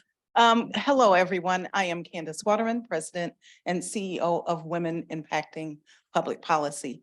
For those who don't know WIP, we are the leading and largest voice on Capitol Hill for the 12.9 million women business owners across the country.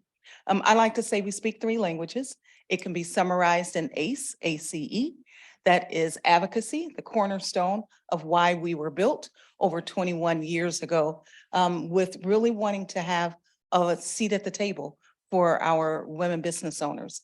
Now in our 21-year evolution, we understand the power behind our voice. And more than that, if in fact you will not give us a seat at the table, we will have our own table and invite you to it if we so deem you appropriate to sit with us. So we understand the power of what it is that this is the century of the woman. Yes, we have barriers, but we are kicking down those glass ceilings and kicking butt and taking names later. And that's what we intend to do. The C is community, community like this, partnerships with NWBC, Walker's Legacy, WeBank, and others, because there are no islands, there are villages. And it sounds cliche, but everyone cannot do it alone. What we bring to the table is very different than what Walker's Legacy brings to the table, very different than NWBC. But we need all of us bringing what we have to the table to ensure that we have sustainable change and sustainable opportunities for our women-owned businesses. And then the E is education. You know, we can be on Capitol Hill and say, yes, we need access to capital. We need access to contracts, because I think those 2 things are not mutually exclusive, right? But then we have to have our women armed and dangerous with the information and capacity to fulfill on those procurement opportunities. And we do that through our amazing program like Challenge Her that we partner with the SBA on and American Express, where we have serviced over 25,000 women-owned small businesses across the country, assisting them with really understanding what it takes to thrive and grow in government contracting and certainly in the private sector as well. I will close out saying that, like my friend Samantha here, who learned her entrepreneurial spirit from her family, I sit here as a servant leader saying that I learned that same spirit from my great grandmother, who, if you close your eyes and picture the help, that's who she was. And she taught me what it was to own my first company, which was a janitorial service at 16 years old. That grew to owning and selling 3 successful companies, then going on to being in the corporate space in healthcare, and now in the space that I sit now, where I get to support the amazing women across the country. So I've sat in the procurement space and handing out contracts. I've sat in the entrepreneur space where you all are and understand what it means to fight for what it is we need to have to thrive. And now I get to kick the doors down and put you on my shoulders and walk through those doors. So I thank you for having me today. And we're going to have this amazing conversation about not just capital, but contracts as well. Hello, everyone. My name is Maxwell Young. I'm here on behalf of 1863 Ventures. I cannot replace the institutional knowledge that Melissa Bradley has. For those of you who don't know her, she is a rock star. She's been in this space as far as policy, as far as venture capital, and as far as education, as well as in the realm of entrepreneurship. And for those of you who don't know, 1863 Ventures is a leading provider of accelerator programs, non-dilutive financial support, and mentorship to Black, Latino, and other historically underestimated entrepreneurs. By understanding the unique needs of this demographic, we're transforming the high growth business ideas of these entrepreneurs to high growth companies. We do this to generate jobs and intergenerational wealth. Thank you. Wonderful. No. Wonderful. So my first question, Candace, I'm gonna throw it to you. In our 2022 annual report, we recommended that more attention be given to supporting women business owners pursuing opportunities in the federal, state, and local level. Where do you see the potential opportunities and obstacles for women working to contract with the government? Opportunities are there are contracts that need to be put in the hands of our women-owned small businesses. ADT was very transparent in saying that the government did not meet their goal, right? The 4.93%. But I have to give credit where credit is due. And the SBA has had conversations to say, what are our solutions to doing that? WIP was very instrumental in getting the increase in that goal that is going to be done from a phased approach. And then for those who don't know, there wouldn't be the WOSB federal contracting program, honestly, if it weren't for WIP sitting at the table saying, provide our women-owned businesses a seat at the table. So now what do we say that some 20 years later? We need transparency. We need accountability. We need parity in resources, meaning with all of the other socioeconomic statuses, your 8A hub zones, we need to be on the same playing field. You know, EDW, OSB, and 8A have very similar criteria. We should be looking at them sort of in the same way. So it is all about the access, the parity and equality in government contracting. And then, of course, we have women in every area of this country, rural, city, it doesn't matter, providing everything, not just services, but I mean goods. The largest, Black-owned steel company, right? The largest lumber company is right in Pennsylvania.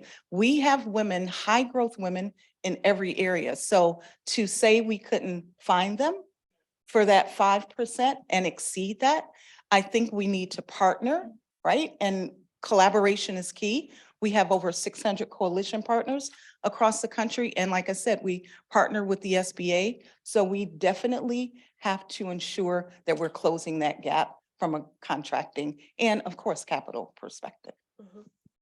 Maxwell, do you have some thoughts on that? Yeah, so when we talk about contracting, I think about like cracking the code of contracting, and to your point about transparency, how do we better illustrate the regulations, the certifications that are needed for people to enter into the federal contracting space. And so that is, we think about private and public partnerships. Part of that is around the education to get to that point. Thank you. Screen just went out. Okay, that was really helpful. I think it's important to note that this process oftentimes is really arduous. Being certified, going through the entire checklist of everything. I think if we ever printed it out, it would look like those CVS receipts. I think really digging into that, and we can dig into that further in our public comments, would be helpful, being a person that has gone through some of those federal contracts as well. And I can't even imagine if English wasn't your native language, how you would navigate a lot of those pieces. I want to jump really quickly around traditional funding. So can we discuss a little bit around, we've talked about loans, we've throughout the session, we've talked about venture capital, but have you seen some new traditional ways of funding for small businesses in this new phase, Maxwell? Yes. Yeah, I'd love to comment on this. So I really want to focus on the cues that we're seeing at the city level and the state level. For instance, in DC, I'm thinking about the Inclusive Innovation Equity Impact Fund that was started by Mayor Bowser in 2022. 1863 Ventures is privileged to administer this fund, but it is a round of business investments that we are giving to small businesses within DC who are generating revenue less than $2 million. I think about New York as well, New York City and New York State. Governor Kathy Hochul and Mayor Eric Adams have started pre-seed and seed funds of collectively $105 million that are going to support small businesses who are in New York State and New York City. And these kind of funds and initiatives are, again, private partnerships with public administrations. And that sort of relationship is very important. We think about Goldman Sachs, who is supporting the New York City initiative, the New York Ventures as well as supporting the state initiative. Those kind of relationships with banks and venture capital funds are what's needed in order to generate the kind of intergenerational wealth, but the level of investment that's needed. We've heard so much about how women are starting businesses, how people of color are starting businesses, and this kind of access to capital is what's important to level the playing field. Did either of you have any other comments? you wanna add? No, I mean, I think that we talked about some of it, but this is the thing, like Latinas that have the exact same credit score and assets and apply for a loan only gets them 60% of the time that white men get it. So overall, we've got an inequitable system, and we have got to do some things that are dramatic to change the inequity. I think that's, I mean, we've talked about loans, and CDFIs are amazing, and they only get a portion of the tiny portion of the money that they need to meet the demand. So that we've got a number of structures. If we just put more money in or tweaked it or made it a little easier, removed some of the requirements around assets and credit rating, which are not designed for us. Those structures were designed before we came into the game. I've definitely seen that a lot in cities that we've worked with, especially with the COVID funding that came out. A lot of cities have converted that into very low interest, if any, zero interest loans for small businesses. I wonder how we can sustain that ongoing and not just have it be federal dollars that are sustaining that. So definitely something further to explore, and it's exciting to see more funding opportunities. So we also talk about, on the flip side, educating more women. Financial literacy, education, and planning are an invaluable piece of this puzzle. Women often get stuck in a loop at these steps rather than being allowed to move forward. And let's be honest, some of those steps are just around the voice or the idea of having more education, and it doesn't address the systems that are causing the problems. So how can we simultaneously support women in these stages, but also think about the bigger system that needs to be changed? Candace, you're nodding your head. I'm gonna have you start that. Yeah, absolutely. So I think that we really understand, particularly for women of color, that we are over mentored and underfunded. We know that. So when we talk about education, it is, are we having the proper conversation around education? Not this cursory, oh, this is your 1, 2, step 3 way of doing something, but really having a conversation. Let's get out the application. How do we need to show up? Sitting down to make someone understand the value of our business the same way that they understand the value of our male counterparts, because their value is not questioned. The statistics are all over the place that, particularly for women of color, we get less money than what we ask for.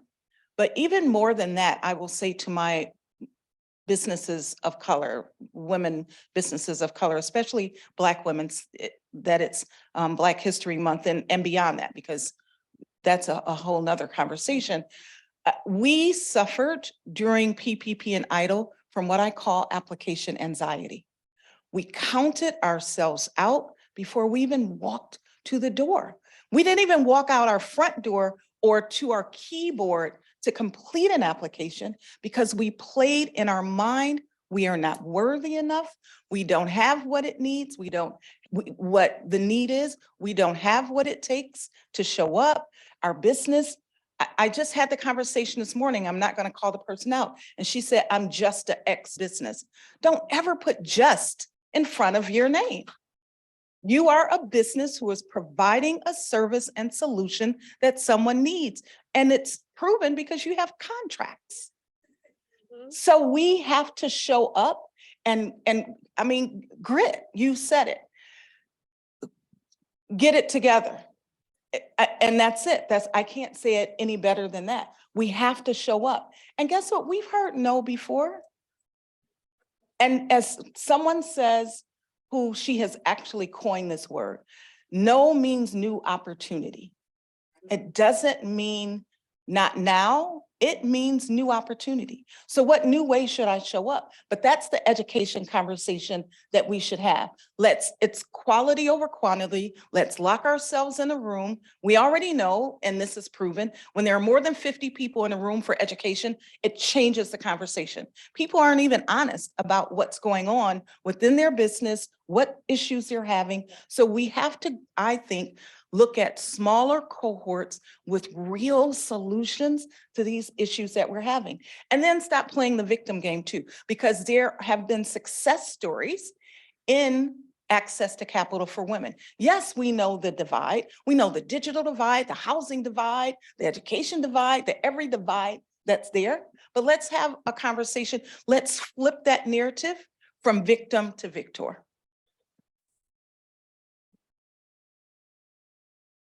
And I would say, when women and people of color knock their head on the wall and get bruised over and over and over again, of course, they're not going to take their precious time in a crisis to fill out all the forms to get told no again. And so one of the things that, someone reached out to us about the PPP. I was like, we're running a nonprofit. We won't get it. She's like, no, you will get it. And she walked us through the process and helped us get our PPP in for our organization. And so fine, that some people feel like, victims maybe, but to me, I'm like, we have a responsibility to say, I get this is hard. I get you've been beaten up. We're gonna put extra resources in getting women and people of color to get access to these opportunities, not because they need the training, but because they need someone who says you're invited in. And I will knock down barriers for you and make sure that you get your just desserts. Sounds like we all need a little entrepreneur therapy too. Somebody build an app for that. I think a lot of this comes from also a history of this kind of experience, right? Let's go backwards a little bit. How do we make it easier for the next generation, right? When we talk about STEM entrepreneurship, when we talk about more women in entrepreneurship, growing up, learning they can do this. So how can we make STEM entrepreneurship more inclusive when it comes to gender, geographies, race, and industries? Maxwell. Yes. So in part, I think it's about normalizing the curiosity in STEM, the process, the investigation that is prevalent. I've heard, we talked about construction earlier. Those kind of the STEM industry, the level of investigation that's involved is something that can be cultivated, very early on. And I think about some of the portfolio companies that 1863 Ventures has invested in, like Brown Toy Box. And Brown Toy Box has construction toolkits. They have puzzles that children are creating. Think about another portfolio company that we have called Lingo. They're also developing STEM kits, and these STEM kits are actually for high school students. So they're developing, their most recent product is around NASCAR. They partnered with Bubba Wallace, if those are familiar with him, and creating a STEM kit that talks about some of the inputs that are involved with a race, in a NASCAR race, and being able to amplify interests like that and being able to create real world applications for children across all ages is what generates that interest in possibility in what STEM can provide, and as a profession. And so for me, it makes me proud to know that the companies that we've invested in are STEM companies themselves in what they produce, but that they are tackling the challenge of how do you generate this new community or this new demographic of people who are going to grow up and be more engaged in STEM learning and eventually STEM careers. Candace, do you have a thought on how government plays a role in that? Yeah, I think, looking at, Aditi is gonna have to help me remember the name, the Finance and Innovation Department that Bailey DeVries. Yeah, OII. So the SBA has spaces, right, for innovative ideas, for funding those innovative ideas, for ensuring that innovation is leading. We have executive orders that are supportive of that very thing. So I think the landscape is there. We just need to show up for it as, we talked about earlier. Don't be afraid to be a disruptor, Don't be afraid to fail forward, fail fast, and get up and let's keep going, right? So I think we can't be afraid of that. And then last, I would close with saying, for the next generation, I don't have children, but I have nieces and nephews. And I know in some ways I've made my journey look easy to them. My journey was hard and it was up and down and to and fro. It wasn't straight. So I think teaching them about how to get over those hurdles instead of hiding the hurdles from them. And I mean them as the next generation of entrepreneurs, the next generation of folks in the STEM space is, having them learn from the mistakes we made. And then this women do, I think, very well in particular, and that is to help the next woman that's sitting next to you. We are just going to get further, faster together. Wonderful. Empower women, right? There's a Yes. t-shirt, I think there's something out there that says that. Let's pivot to rural entrepreneurship. Rural entrepreneurship is very different than in urban areas. What makes that journey of women entrepreneurs in rural communities different or unique? And what challenges do we need to address moving forward? Julie. Well, if you're in an urban environment, obviously you can start to sell jewelry on the corner and people will come and buy your jewelry, and then you can buy you rent a space and start to build your own company, and grow from there.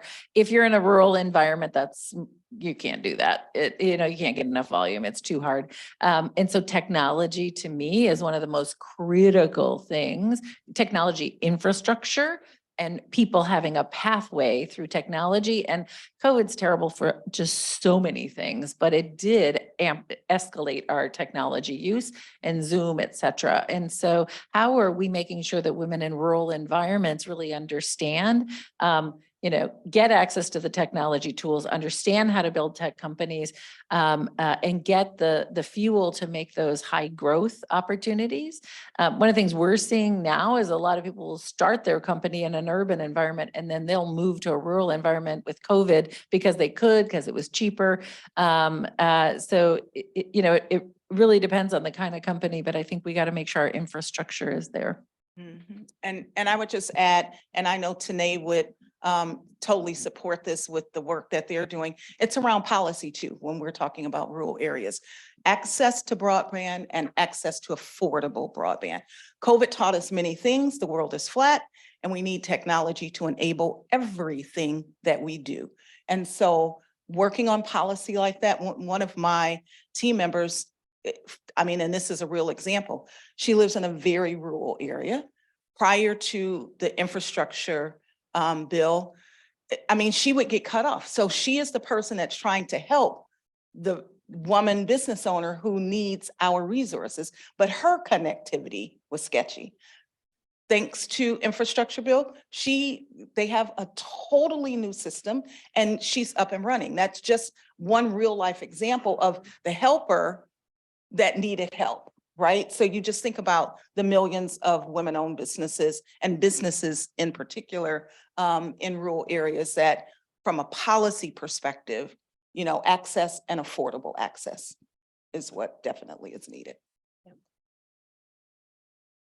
So I also think about understanding what these businesses are doing. Sort of the more research and data is always needed, but when we're talking about women-owned businesses, when we're talking about businesses owned by people of color, there's not enough research and data to have an understanding of what they need, how we can better provide them access to capital, the access to networks. And so for me, that is that is even more pronounced in a rural setting as well, the need for data around what these businesses are suffering from and how we can solve those problems, and listening to what they need is part of that conversation as well. Can I just chime in that I talked about having a statistician on staff and when I ran my women's business centers. And one of the things that we found is that, if you are creating a company that is in our urban environment, You get access to all kinds of grants and loans, et cetera, that are just sort of out and about, and everyone swirls with the information. But I think oftentimes for rural women, we're missing the information and the access. The other thing we found is that there is a $23 return on investment for every dollar we invested in these companies. So the economic growth in a community is directly impacted by these women entrepreneurs. They're hiring people, they're paying taxes, they're buying locally, and it turns over about 7 times. So when we're talking about, how do we fund this? You fund it because you have economic growth and the tax base grows. So ultimately, this is a prudent and responsible financial investment, just like the other investments we've made across the country. So to me, it's great if we can get to sustainability, but we gotta start fueling people to start and build. Got to seed it. Yeah. What about the ecosystem, right? Ecosystem plays a really heavy role in the success of entrepreneur communities. How does that get built in rural communities? Where have you seen there be successes? If you have examples of successful communities that have been grown in that and the ecosystem that plays.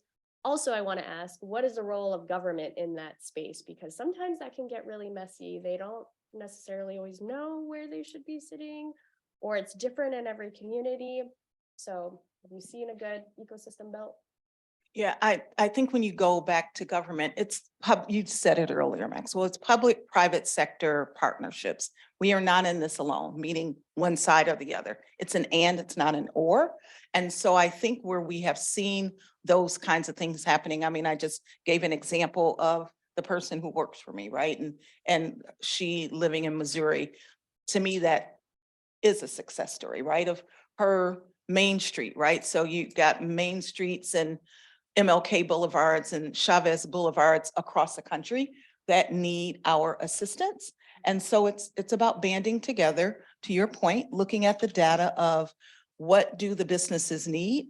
And then from a corporate perspective and government perspective, sometimes there's a gap between what the business thinks they need and what we think they need from a procurement perspective.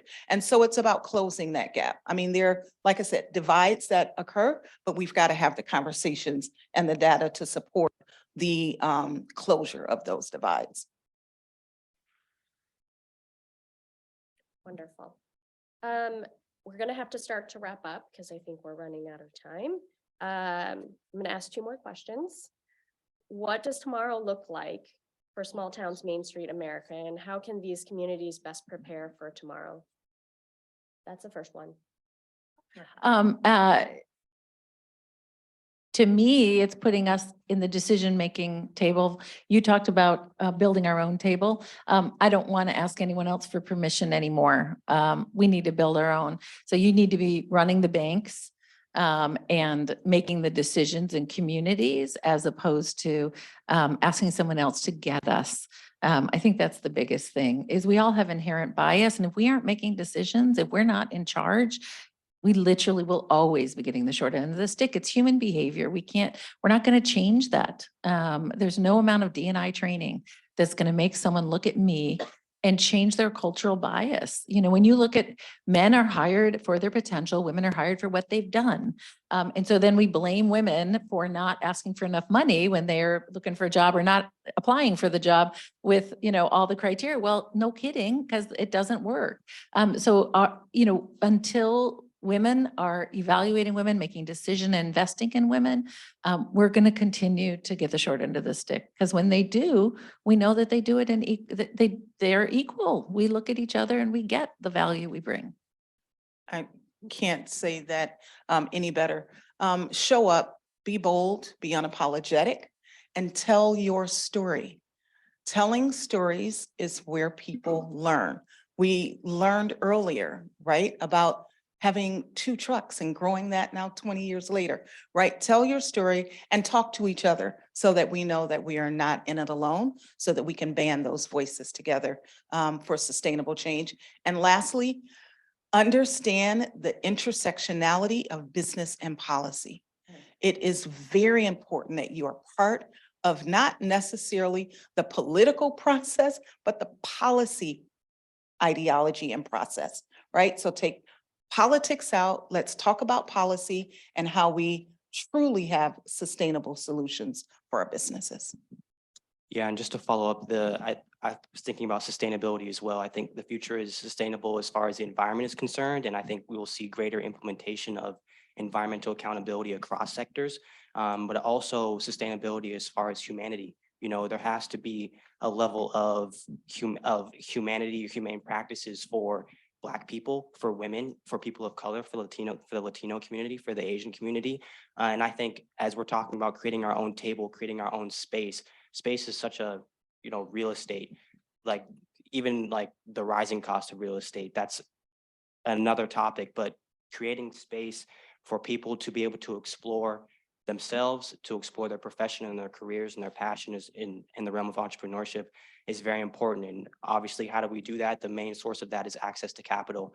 And these conversations about supporting women, about supporting the new majority, frankly, I'm tired of hearing the word minority, that the space for capital is persistent. We think about generations of economic deprivation. We cannot just think about, oh yeah, post-COVID, post-George Floyd, the last 2 years has been great. I mean, sure, but there's data that's coming out this year that suggests that venture capital, the flow of venture capital decreased over the past year. And so the idea that we're somewhere, we're going in a positive direction, we have some momentum, but that momentum never ceases.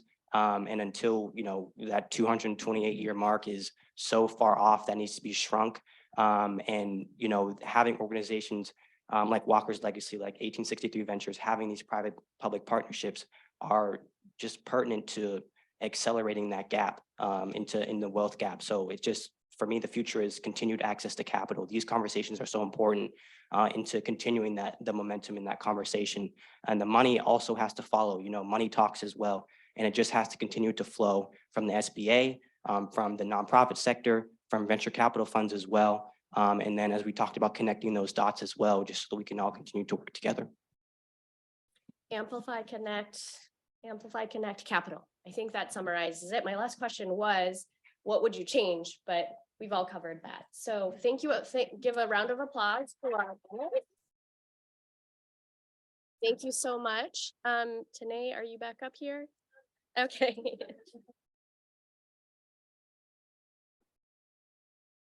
Right, we're coming to a close, guys, but every public meeting Requires the opportunity for public comment. So actually, for the panelists, you go ahead and take a seat, but between the council members and all of the amazing SBA officials in the room and the panelists, maybe your comments or questions would be better sort of answered throughout this room. And so I'm just gonna open it up.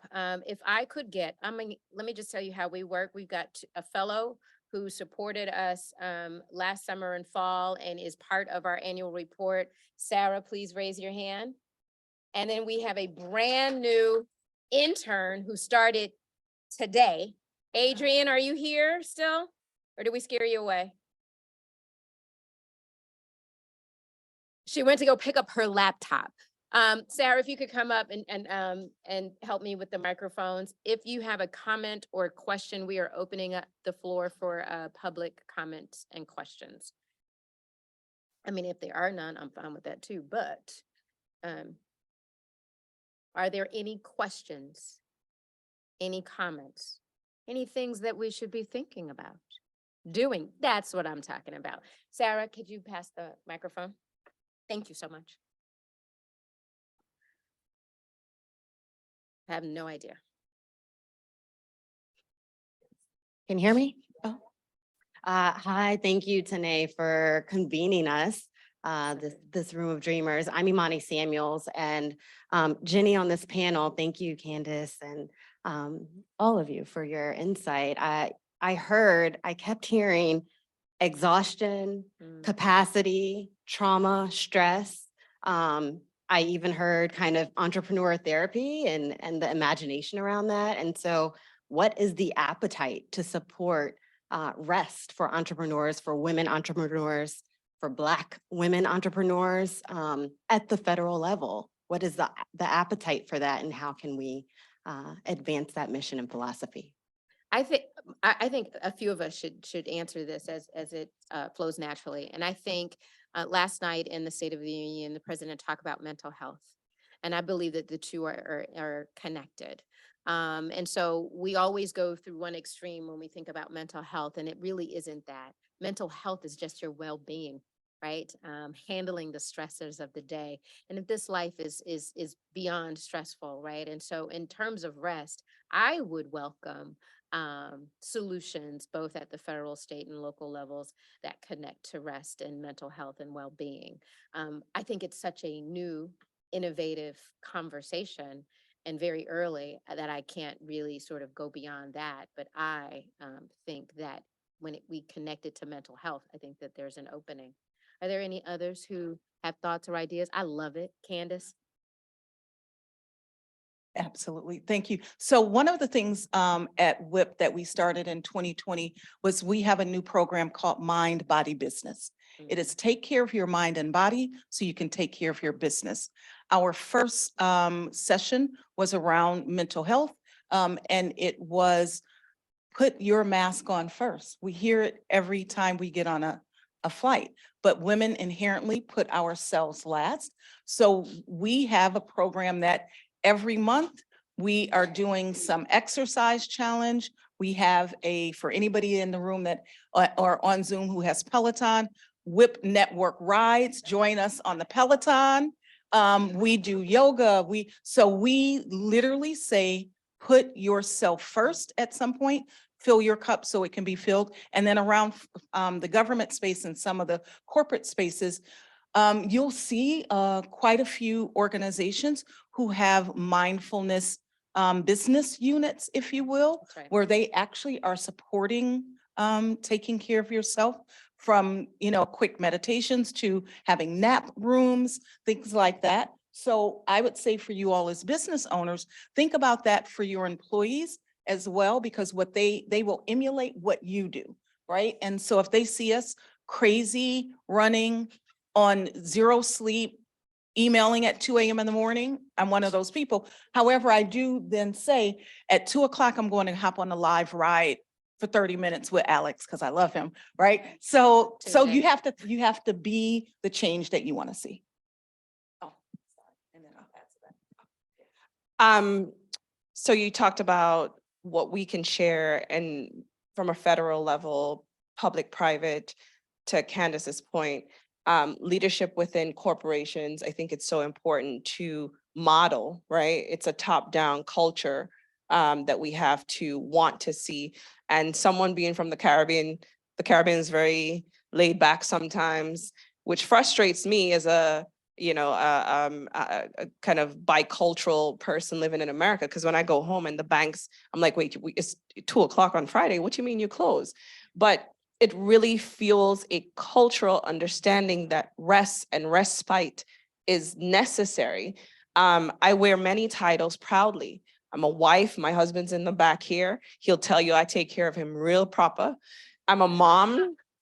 I'm a friend. So I like to use language like work-life integration.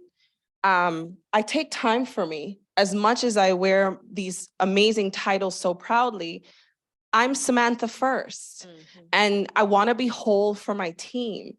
So I also share with my team, oh, I'm going to the gym this morning and I'm going to sit in the sauna for 10 minutes afterwards. So please don't start any meetings before 9 o'clock, right? So I think it's a cultural shift that we all have to embody, recognize that is necessary, and challenge ourselves and challenge our friends, right? There's no need for us to be, and when we're going so fast, we can't stop, we can't see, we can't hear some of the messages that might be sent to us and the people that we may be placed in the space of to support and best equip. So collectively, we have to talk about these things more. We have to challenge government. My cousins in the UK and Canada boast about their year leave, right? So what are we doing to think about paid leave, not just for parenting, but for caring for others? And people also need to understand caring in America across culture looks different, right? So Black and brown people care for their elders at home. So the demand is even greater. So how are we thinking about this from a culturally competent and sensitive perspective? Best question of the day. Go ahead. Real let's quick, go. Let's keep it going. Deepa Purushothaman, a friend of mine, she worked at Deloitte for 23 years and hit a health crisis wall. And she started doing research to figure out what was going on. Women of color in our country have 60% higher healthcare crises related to the cost of showing up at work. We have got to create less hostile environments. And when you're an entrepreneur and you go get a loan and you're 60%, only 60% as likely as a white man to get the loan. If you are, constantly hitting your head against the wall, you can't just do the same thing as the white guy for rest. And you add on all the stuff that we have to do at home. We have got to create less hostile structures. It is just too hard. Put it all on Black women and brown women to rest and exercise and saying that should solve the problem. The structures are the problem. That's what's making us so exhausted. And it's creating a healthcare crisis that costs our country millions and millions of dollars. And she wrote the book, The First, the Few, and the Many. It's fantastic. She's amazing. Thank you. You have no idea how rich that was. There's a question in the back.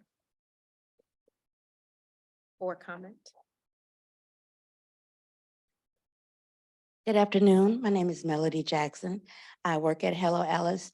I run strategic partnerships and business development. And what we also do, one of the biggest things we do is that we have a lot of data. We have over 1 million owners, we call them owners, but businesses on our platform. And about 69% are women. So we have the ability to work with a lot of people to get a lot of feedback, a lot of the information I think that many of you requested and wanted data on how businesses are doing and what enterprise companies can do to help. So I'm here to let you know that we have the capability to reach out to those people that you want to know answers from. Thank you. Okay. Thank you. Hello, Alice. Any other comments? Any other? Pension funded, that's $750,000 in Hello Alice, run by a Latina. Just saying. That's what happens when women run venture firms.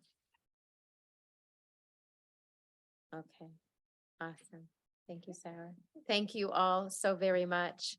I know that this meeting has gone longer than planned. And if you need to go, I totally understand.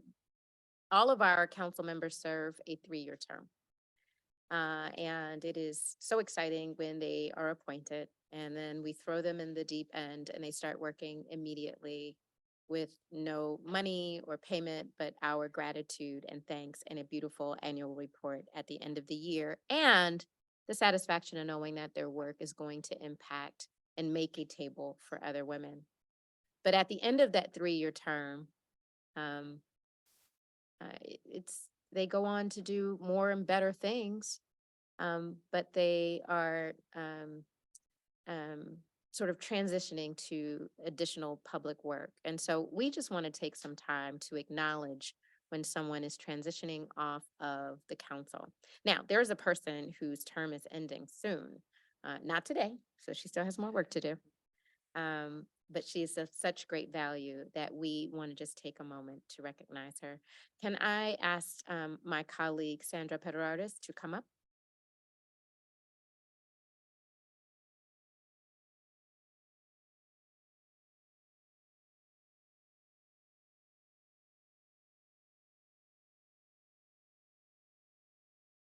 Thank you, Tanae, for this privilege. And I just want to share that, Tanae, it's an honor to work with you. I get a little emotional, but she's a woman who leads from behind, the front, the right, and the left. And you don't know the half of what she does. So thank you. This is why I don't speak in public. But I want to start with this. This quote comes from an amazing council member I recently interviewed for a blog. And she said, very direct and simple words, listen, Listen, you're never too old or too young to fulfill your dreams.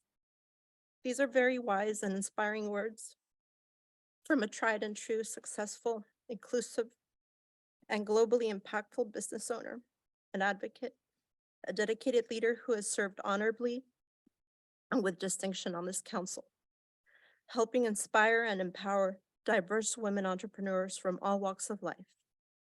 Maria Rios, President and CEO of Nation Waste, Inc., NWI.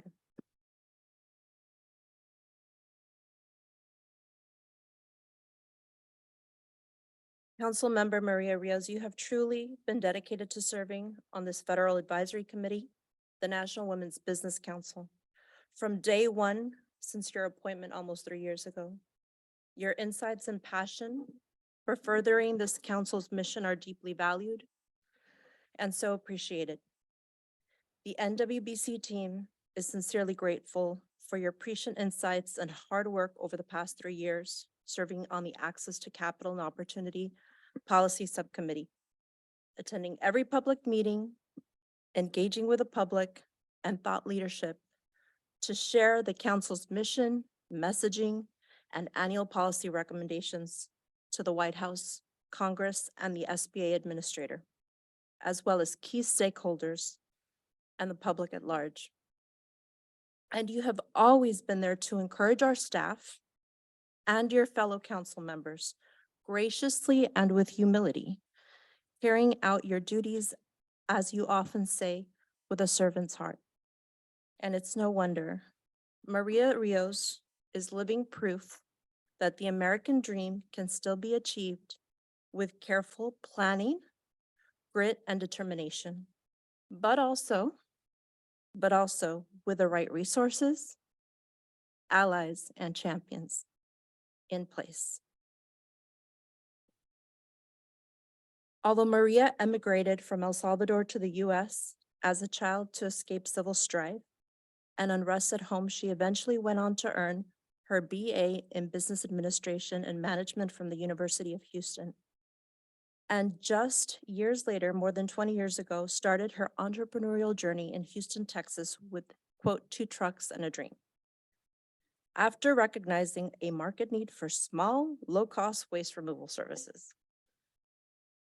And since then, she has grown NWI from a small startup to the first multi-million-dollar female Hispanic-owned waste removal company in United States history, and one of the largest minority-owned companies in the state of Texas. She serves on innumerable boards and has expanded her philanthropic efforts abroad with big dreams to, quote, clean up the earth and, quote, inspire all the future Marias out there. But alas, her board memberships, philanthropic efforts, and accolades are just too many to cite in the short time we have today. Suffice it to say, it is not surprising that she is now a permanent fixture of our shared American history, as she is now featured alongside changemakers such as Dolores Huerta and Supreme Court Justice Sonia Sotomayor in the National Museum of the American Latinos' first gallery and exhibit, Presente. Or that means present. We're here in the Molina Family Latino Gallery. Through this, Maria remains humble yet a shrewd business owner and women's business enterprise advocate that we all know and love to work with. So once again, on behalf of the entire NWBC team, we recognize your efforts, Maria, and thank you deeply, sincerely, for all your contributions to this council. Now it's my sincere privilege and honor to ask our amazing executive director, Tanae Dolphin, and my wonderful colleagues to come up and join me in presenting this modest token of our deep appreciation.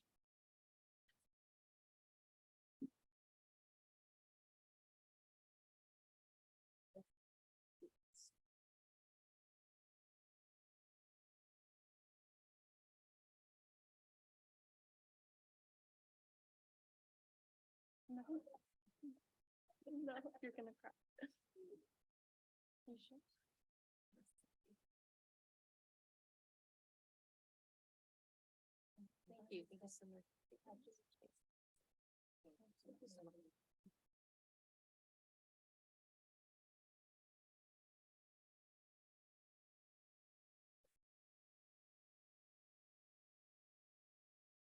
So what I realized is that the meeting is very long, but I hope a very good starting point for the council members. I saw a lot of notes being taken, especially starting with Aditi's comments and throughout. And so not only do I think that this is enough to get us started, there will be more conversations, but I also really love when we get intimate and real and it is a little less governmenty and more the space that and the table that we create.